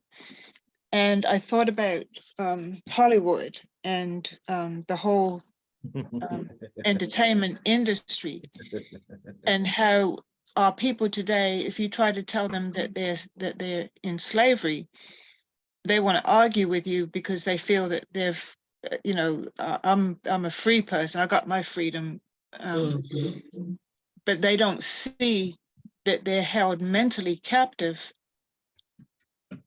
by this world's life, by being, that where Pharaoh promised them nearness to him, and they have that where we're involved in the sports, the ball games. You know, it's like a ritual every weekend, going to the games, watching the games on the TV, the whole music industry. spending our time just wrapped up in movies, and you know, we're totally held spellbound by the things of this world, trying to attain to the lifestyle of the rich and famous. Even you know, that holds us spellbound, trying to get up the corporate ladder. All of those type of things enthrall us and hold us in slavery, but yet we don't see that we're still slaves. Yes, sir. It's kind of like being under, like Sister said, that's kind of like Jim Crow, right? We were free, but we weren't free. Isn't that kind of like what Jim Crow was? Yes, sir. We were free, but we weren't free. Go ahead, Sister Deborah. Oh, yes, sir. When Sister Anya was talking and she was saying about bringing people to the truth, and then, you know, they kind of want to say, oh, I'm free, you know, I'm a free Black man, I do, you know, do what I want to do. Immediately, I thought about an article I read yesterday with LeBron James moving out of Florida and he said he moved out of Florida because of the anti-transgender for his daughter or son or one of his children. And he said that he was not feeling safe there, and he moved. And before he even said where he moved to, I said, where you moved to? Hollywood. And sure enough, he moved to California. And I'm thinking in my mind, oh yeah, that's a great place to be. So I thought about that, you know, when you're bringing people to truth, even with Christmas and, you know, all the holidays, you can bring out the scriptures, and there was like, well, this is how I was raised, and, you know, and why can't my children celebrate Christmas and this and that. And I had a talk with my daughter-in-law, who all her children have Muslim names, but she still practices Christmas and Halloween. I'm like, you know, your children have Muslim names. How does that look? She said, well, it's just so they can have fun. And that's still practicing the old ways, or you know, how we've been brought. I was also brought up under Christmas and Easter and all of that. But from a child, I used to question those holidays. I could not understand why I got new clothes at Easter. I could not understand why we got gifts at Christmas when it was supposed to be Jesus's birthday. I didn't understand how Jesus was dead for 3 days and it only counted up to 3. And these are just questions I have from a child. So, you know, I could see where Allah had his hand on me for a long time, very long time. Yes, sir. Thank you. Yes, ma'am. Thank you. Assalamu alaikum. Well, Sister, that was Dwayne Wade, not LeBron. Yes. Oh, I'm sorry. Yes, sir. Yes, sir. Thank you. Dwayne Wade. Yes. Thank you for that stable datum, Brother Larry. Praise be to Allah. Okay, we're coming in for the landing zone now. Now, what happens if we disregard our instructions? So in those ayats, it said from study guide number 1, he said, indeed, cleanness and wrath from your Lord have lighted upon you. So now let's do a quick summary. If you're in the ark, you get delivered, correct? If you're outside the ark, you're drowned, correct? Okay, now if you're drowned, that is also like a cycle of action. When you're drowned, it starts out as being overwhelmed by emotion. Does that make sense? Does that make sense? Okay. But now being overwhelmed by emotion leads to something else. It leads to what? Uncleanness and wrath. Does that make sense? Yes, sir. Okay. Does everyone follow that cycle of action? Yes, sir. Okay. So he said, indeed, uncleanness and wrath from your Lord have lighted upon you. So now uncleanness, the word in Arabic is rajisa, which means to commit shameful acts or to sin. Now, if we're honest with ourselves, unless there's members here that came from the mothership to observe us, All of us still sin, correct? Go ahead. Okay, so now, but if you understand, in our sin is based on something that really happened to us. There's 4 flows, right? Flow number 1 is what happened to us, correct? Yes, Flow sir. number 2 is what we do to other people. Flow number 3 is what we allow to happen to other people. And then flow 0 is what we do to ourselves, correct? That's right. And I remember someone saying that those Minister Malik Abdul Said said that those could be seen as the 4 devils that we have to bring and present. What has been done to me is one of the devils I got to deal with. What I've done to other people is a devil I got to deal with. What I have allowed to happen is a devil, but what I do to myself is something I have to address as well, correct?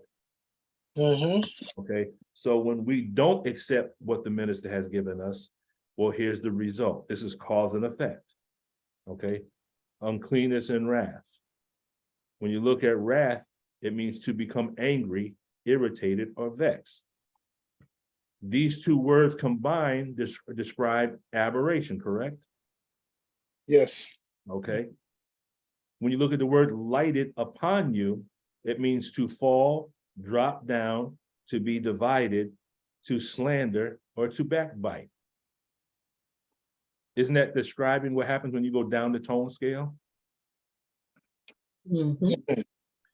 Would that also imply that individuals that slander or backbite are individuals that are in a state of restimulation or dramatization? Yes, sir. So when we're backbiting or slandering, are we in someone else's valence? Could be. Could be. Just something to think about. Yeah, it could be. Okay. And in the Bible, again, Romans chapter 7, it talks about the double-minded individual is unstable. No, book of James, double-minded man is unstable in all his ways. But now the same word, lighted upon you, meaning to fall, to drop down, the word also means happening. Does that make sense? Now, there's a reason why I bring this up, because the word happening and the word the event are the same thing. And again, I use movies as demo kits. Why? Well, here's why I'm very big on movies. There's something that Mother Dianetics Muhammad said in unveiling of number 19, under the article titled, "We have come to the end of the old mind and the old world's thinking as we enter the changeover of worlds." And in the article, she says this. She says, in further statements that I remember hearing from the Honorable Elijah Muhammad during table talks, as well as in private discourse, is that there were scientists working in the movie industry in Hollywood who were able to use the medium and technology of films to warn people of events that would soon come to pass. And it is true that many Hollywood films tie into future events before they actually happen. Many of us moviegoers have witnessed this phenomenon time and time again. Well, what I got from that is, there are certain things that we pick up in movies because we have an understanding of the teachings and the lessons that normal people just don't pick up. We see the hidden messages in the movies, correct? That's right. All the time. See it all the time. So the movie Inception, that's one movie you should watch. In the near future, Allah willing, we're gonna look at the first movie, Matrix, and how that's illustrating as a demo kit, the reactive mind. Okay. Because when you look at Trinity and Morpheus, those are the auditors, correct? Agent Smith is a demon circuit, correct? Didn't he say, how can you say anything if you cannot speak? And then Neo's mouth sealed up. That's right. Okay, so that would be like a visio shut off, a verbal shut off, right? He couldn't speak no more. And then when he met with Morpheus for the first time, didn't they sit in chairs facing one another? And Morpheus delivered the tech to him, correct? Excellent. So the wisdom is there. So, And there was a red and the blue pill. and there's the The red and Nation the of blue Islam pill. and Church of Scientology. So I just want to use this last clip from a movie. It's a movie called The Happening. But look at this movie from the light of individuals, because if you watch this movie, I'm not going to give you the answer to this. Another movie is Limitless. That's the one we talked about a couple of weeks ago. And just so happened that movie came out the same year that we were given the tech of Dianetics, 2011. But when you watch the movie Limitless, you'll see how it corresponds to the application of the Dianetics. But I'll let you watch that. The Happening, it shows what it's going to show individuals, and look at it under the light of the shock of the hour. Okay, the shock of the hour is a grievous thing, correct? People will appear as if they're drunk, right? So look at what we just described. Those that don't follow the tech and become aberrated. There's one quality that saves people in the course of this movie, but I'm gonna let you figure out what saved them and how that is so relevant with us with regards to believers in the nation and one another. But you got to watch the movie and you got to find out what that emotional quality is, okay? But here's a clip from the movie. Look at this through the lens of where we are now in North America. I'll just say it like that. Okay. Now there's a part in this clip they're going to show you that there's three things that happen in this that are like symptoms. The first sign is that you lose the ability to speak. Then you become disoriented. And then the third step is something else, kind of like the three locks. You go through three locks to aberration. Does that make sense? Yes, sir. Okay. So I'm gonna play this clip for us, and then this is where we're gonna close out at. So here's the clip.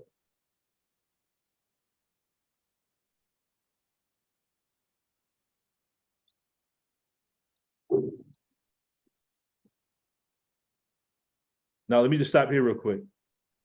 You see that train?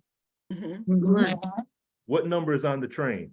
61. 19. 61. It's 19 upside 19 down, upside. right? Okay.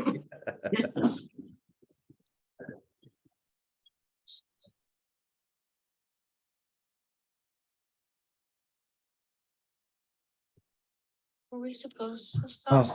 Is there any sound? No. Hold on. You can't just leave us here. Sir, we lost contact. With whom? Everyone. There appears to be an event happening.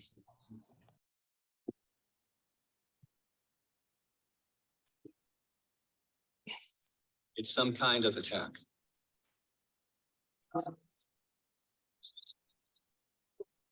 First stage, just loss of speech.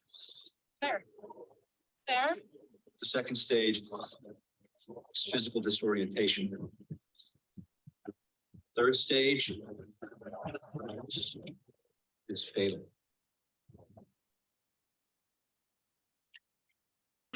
Oh, dear. The attacks are spreading. Boston, Philadelphia. Maryland. It's all over the country. Authorities are now feeling that a terrorist group being responsible is becoming less and less likely.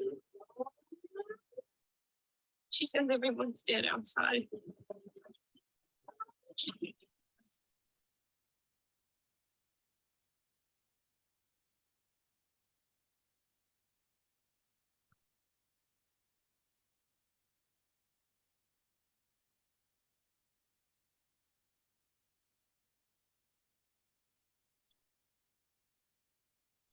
Run.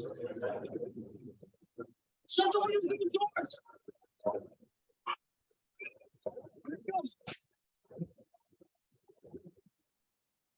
It's really be happening.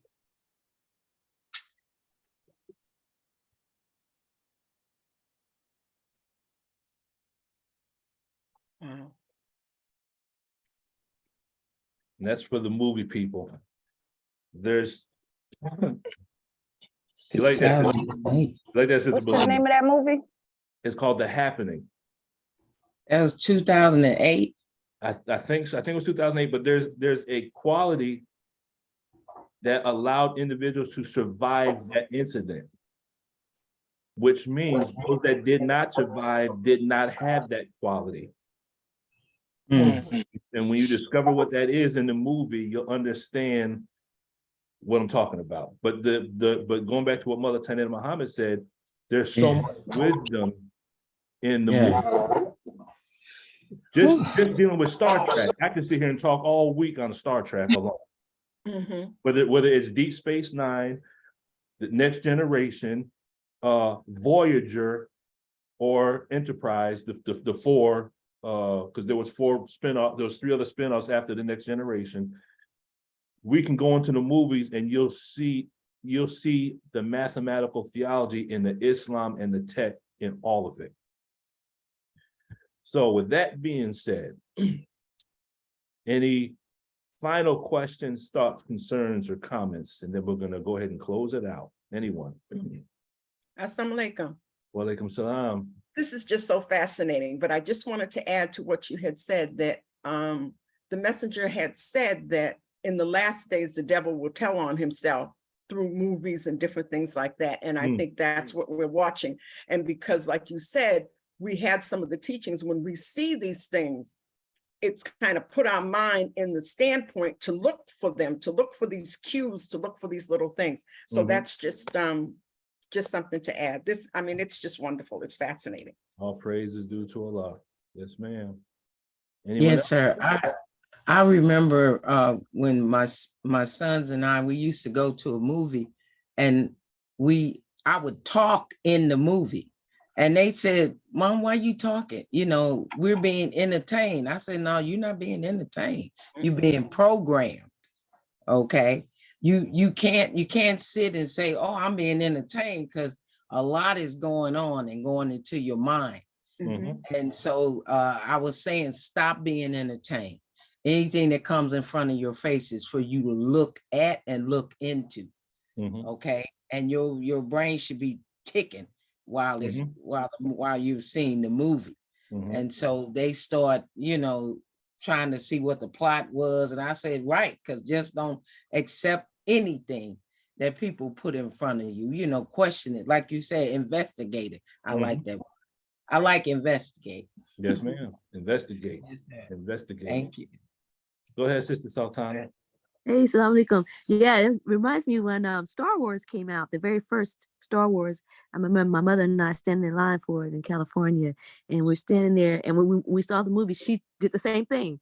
She was explaining to me all the characters in the bar and explaining to me that, she was telling me, and as I watched it, I was like 9 years old. My epiphany was, I just said, I'm a Jedi. When I realized what at 9 years, I'm a Jedi. Okay, he's conquering that evil. He's conquering that lower self. I was just like, that's it. I'm a Jedi. I understand that. But my mom was explaining the whole movie to me the whole time. It was really great. Yes, ma'am. They really took our ancient wisdom and just monopolized it in Hollywood. Because we used to do this for real. Yeah. Yes, ma'am. Anyone else?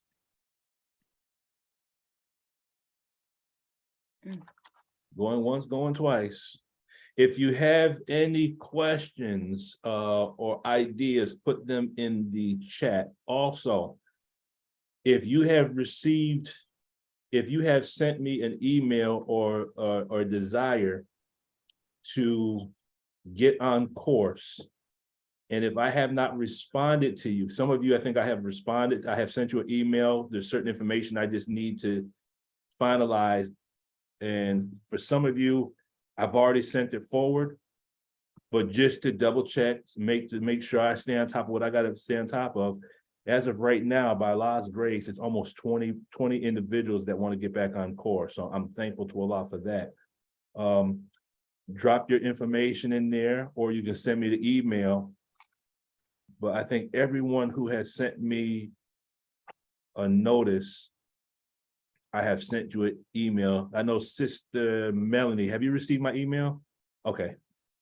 Yes, Okay. sir, I did. And I forwarded it on because it was a sister that I was working with, trying to help her get through the program. Okay. And so I sent the email to her, Sister Evelyn, and she responded to you directly Yes, yes. with her email so that she could get started. And I told her I'd help her in any way I could as well. Okay, good, good, good. So let me know once a member of the org contacts you, so that I can have the peace of mind of knowing that that cycle of action has been completed. Because if I don't hear anything from you, I'm in contact with them. And if things don't happen within a certain period of time, if there's some comm lag in there, then I'm on top of them, like, okay, we got to complete this cycle so that these individuals, these believers can get back on course. Okay, so. All right, family. Well, brother Fatah, what say you, brother? How was it? You're not driving, are you? Brother, yeah, no, I'm driving. Yeah, I'm driving. I am Right. driving. No, brother, I listen. I thoroughly enjoyed listening to the discussion. I plan on being on the next one, Wednesday. I think you said there's another one. There's another one on Sunday that may be a little difficult for me to get on. I have thoroughly enjoyed, since I've been an auditor since 2012. Wow. Man, what you have talked about, brother, is brought a big smile to my face, because I know that in the city I'm in, my goal here is to get many of the believers. I mean, there's a list of believers that have been on course and need to get back on course. And I said I was going to help make sure that happens. So I'm thankful to Sister who happens to be my mother for letting me about this. And who's your mother, brother? Sister Peggy Muhammad. Well, praise due to Allah. Well, I'm gonna say it the way Brother Robin dropped it on me, brother. I'm gonna drop this out here like Brother Robin dropped it on me. If you go back to when the minister spoke on the farm back in 2007, he spoke about the bees making honey in the carcass of a lion, correct? Teach, Muhammad. Yeah. And that lion is a dead thing. He said bees don't make honey in dead things, correct? Right. But the way the way this scientist from the wheel dropped it on me, by the name of Brother Robin, he said, when you look at the symbol for the auditor, it's a lion, correct? And now what we're doing is we're trying to make honey in the carcass of a lion, meaning we want to get back to all those auditors that kind of fell off and stopped auditing, so we can make honey in the carcass of the dead lion, meaning let's get those auditors back on track, because we need all hands on deck, especially when the minister departs. That's right. We don't want to go through what we went through in 75 with the believers winding up in mental institutions. We want to make the honey now, which is a healing for men, so that when that happens, the believers, all they got to do is go to the mosque and they can get audited, and we all be here when the minister gets back. Yes, sir. That's right. That's right. So, yes, sir. Allahu Akbar. Either Sunday or Wednesday, like I said, it depends on where the Spirit leads. We'll either deal with the mathematics aspect, or the thought was coming to my mind of going through the second chapter of Jonah, since we did the first chapter of Jonah as a demo kit for aberration. When you read the second chapter of Jonah, that's sure enough, that's describing restimulation and aberration and stuck on the time. All that is in the second chapter of Jonah in the Bible. But we'll see where the Spirit leads us for Sunday, God willing. Go ahead, Brother Robert. God will. Go ahead, Brother Fox. I'm sorry. Go ahead, brother. No. I'm finished, sir. Okay, thank you, brother. Well, assalamu alaikum. And I just wanted to share something real quick, and thank you, brother. All praise is due to Allah. For any good that comes from your little brother, anything come out of my mouth, it comes from Allah in the person of Master Fard Muhammad through his messenger and the exalted Christ, the most honorable Elijah Muhammad, through the Messiah in our midst, the honorable Louis Farrakhan. you know, through my mouth and through Brother Luck Man. See, you ain't Brother Luckman. Luke Man, you Brother Luck Man. If you don't know Brother Luck Man, then you're gonna be out of luck with us. I'm telling you now. So praise be to Allah. But I just want to share this. There's a cognition I had yesterday. I was blessed to talk to Sister Naira, and she's doing a powerful piece, what she called a pilgrimage up to flag their Mecca, Scientology, on the 19th to the 23rd. And I plan on attending. Because it's like the spirit is pulling me to be there. But she said something yesterday, just in conversation, and it cognited something for me. When she said, she was talking about the precision of the e-meter and precision of Dianetics and how it helps. And she said the measured progress, the progress can be measured in no limit of time. And it was like an explosion, boom. And I said, brother, I wasn't going to say this, but you keep saying mathematics, mathematics, mathematics. What does it say in the Supreme Wisdom about Islam is mathematics? And mathematics is Islam. And then it says it can be proven. No, it stands true. It can be proven through what? In no limit of time. And it told us to use our mathematical theology, right? To secure some benefit for ourselves and our families while we live, right? But when you look at the technology that we've been given with our Islam, the results can be proven through no limit of time. Well, what you mean no limit of time? That represents the time track. Because you can go all the way back 76 trillion years. Why is it no limit? Because time is continuously being created. It's being created right now. So that which can be proven, meaning the technology through no limit of time, moving up and down the time track through your, I don't want to go too heavy, but through your, not like I'm heavy or nothing, but through your various lives that you lived prior to this one.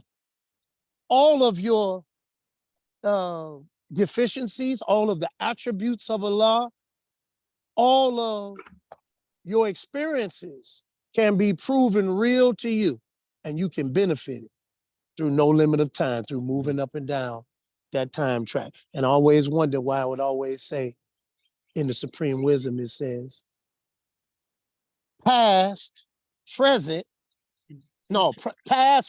and present perfect tense. Yeah, if you go back and you clean up your past, then it will give you a great vision for your future. But if you live, you can make the present perfect if you have this technology, because whatever mistakes or errors you may encounter, whatever defects, we have something to clean that up. So I just wanted to share that, and thank you all for letting me share that. And I love y'all. Assalamu alaikum. Salam, brother. Thank you, brother. Anyone else before we close it out?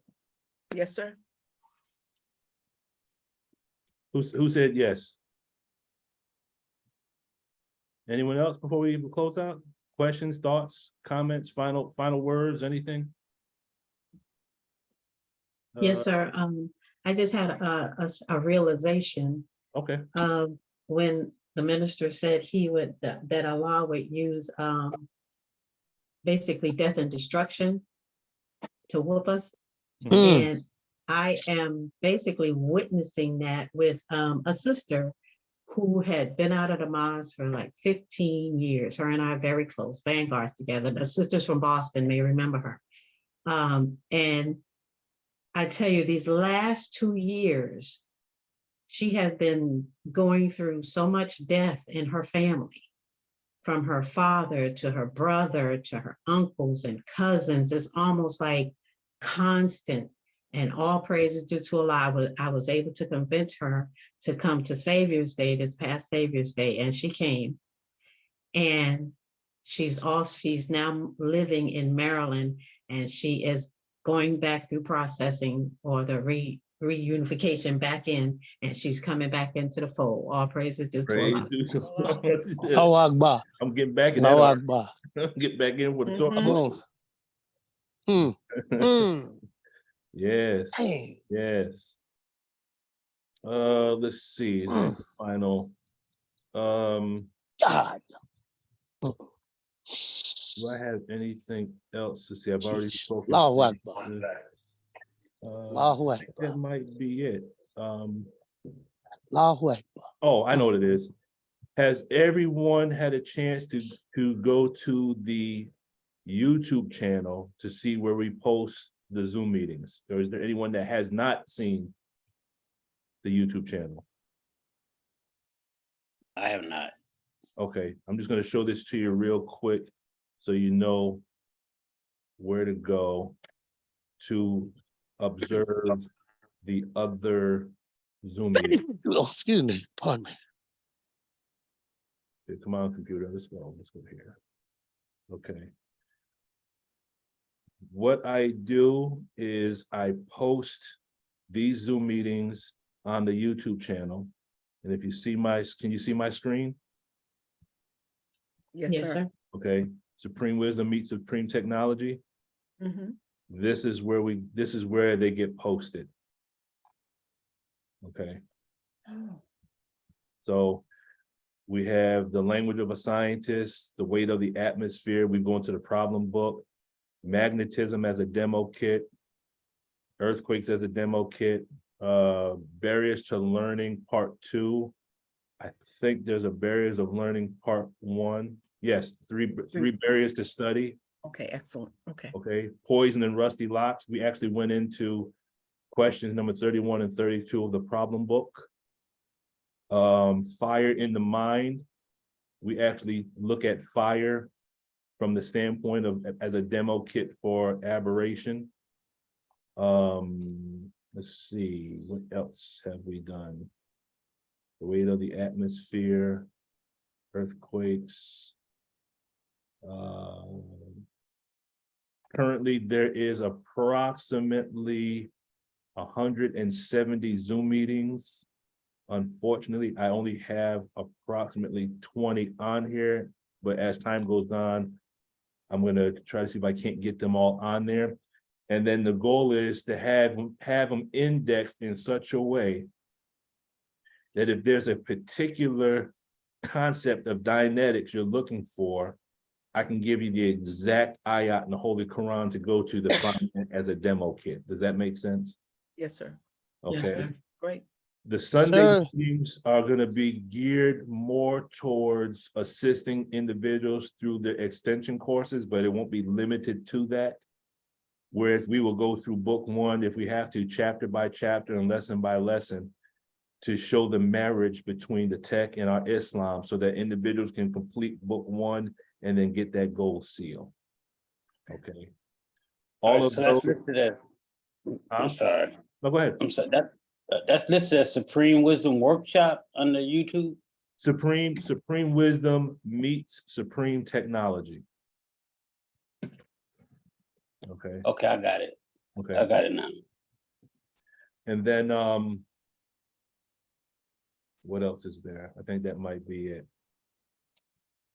Those that have sent me an email or a message showing their interest in getting back on course, if you have not heard anything back from a Scientologist or a course supervisor, send me an email, because I'm currently sending information to the org now.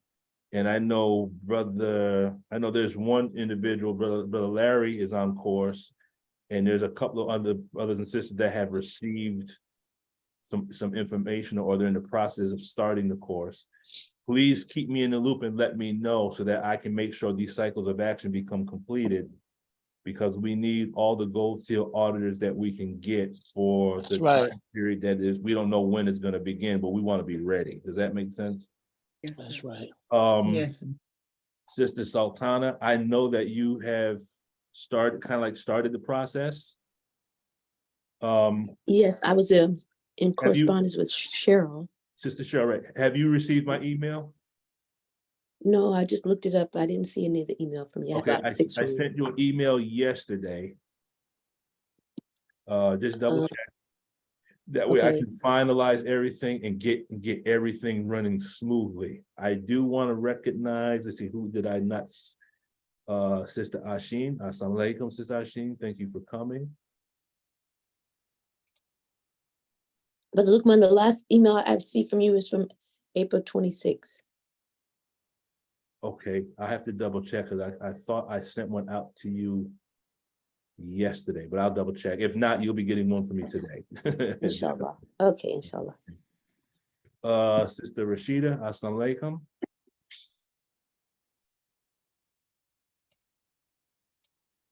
Wa alaikum salam, sir. Glad to have you. Yeah. Let's see. Right. Yes, ma'am. Brother Martin, Assalamu alaikum, Brother Martin.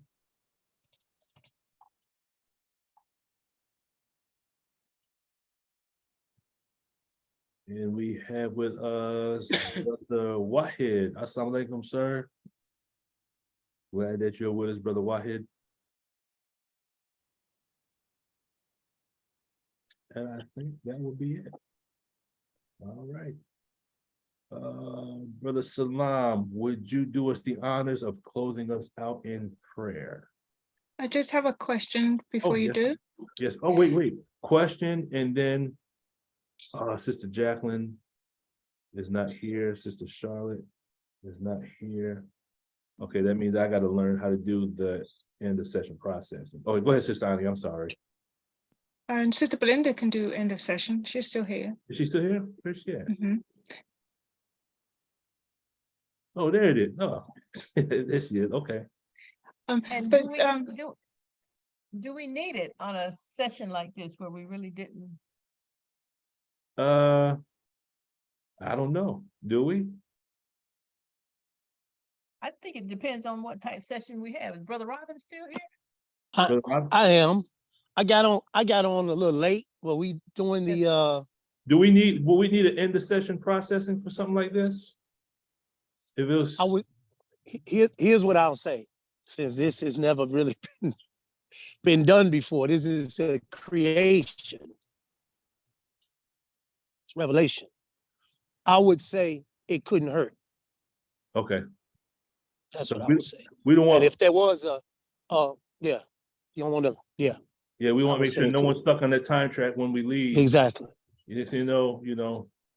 Exactly. You bring them back into the present. People going through 5 bags of potato chips or going to okay. Hey, if y'all talked about that, it's most definitely we should do it. Next thing you know, you hear a story about Brother Lukman. He went and ate a whole dozen of Krispy Kreme or something crazy like that. You know what I'm saying? Yeah. And also it is found, I believe, in self-analysis page 303, if I am mistaken. Yes. Yeah. So I'm great. I'm sorry. I wanted to say something. I'm sorry. Yes, ma'am. Go ahead, Sister Rashida.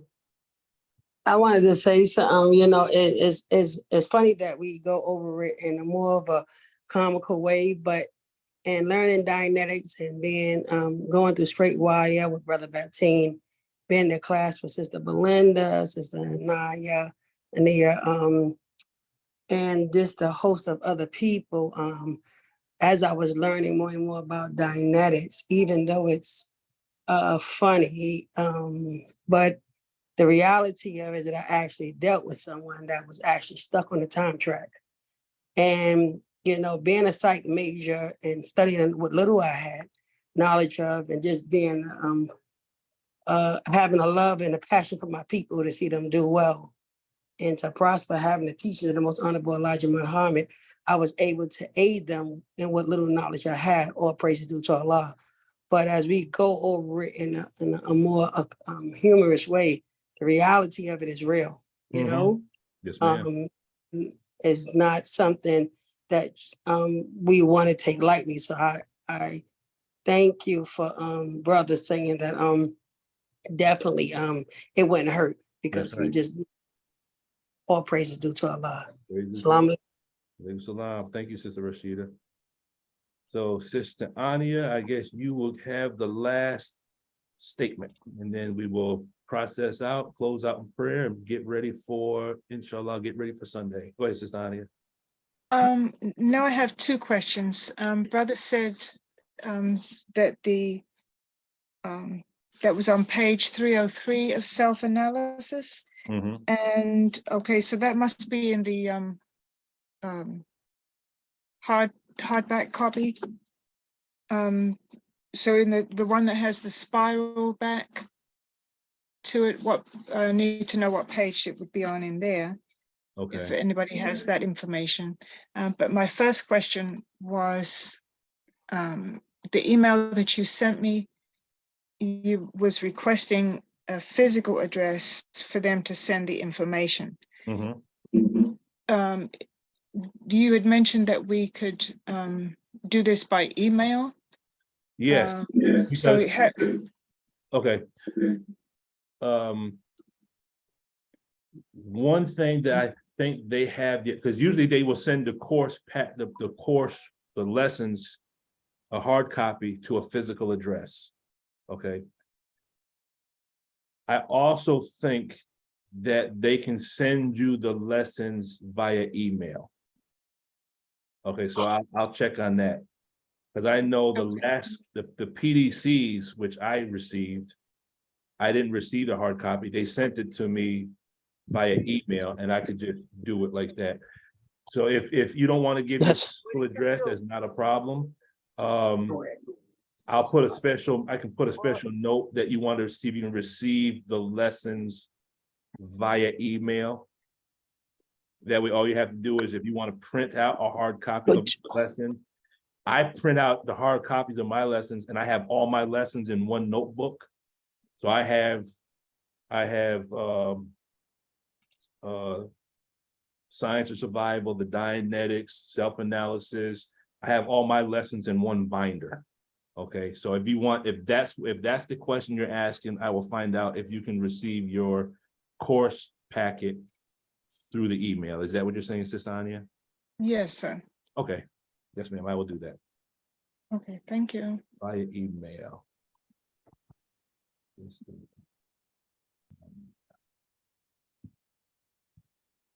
Because I will send the information forward to her, but she's going to contact you anyway. So this is something that you can also set up as well. But it is possible to do because I do it. Okay, so. But Lukman? Yes, sir. Yeah, I think that's like their standard practice, I believe now. They're moving towards that. They're moving away from the paper. Yeah, okay. All emails. Yes, sir. Okay. Yes, sir. All right, praise it to Allah. All right, family. Sister Belinda, if you would do us the honors. Let's prepare for end of session, please. Rapidly sketch over the session just ended. Begin.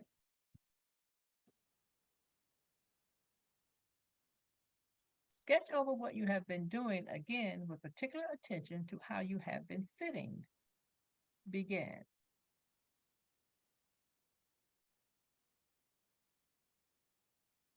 Go over the period of the session with regard only to what you have been doing with your hands and things in the exterior world you have heard during this session. Begin.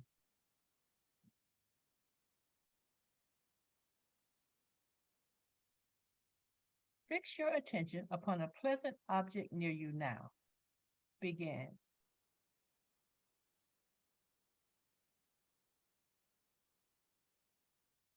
Thank you, family. That concludes the end of session, and we will now go into closing prayer.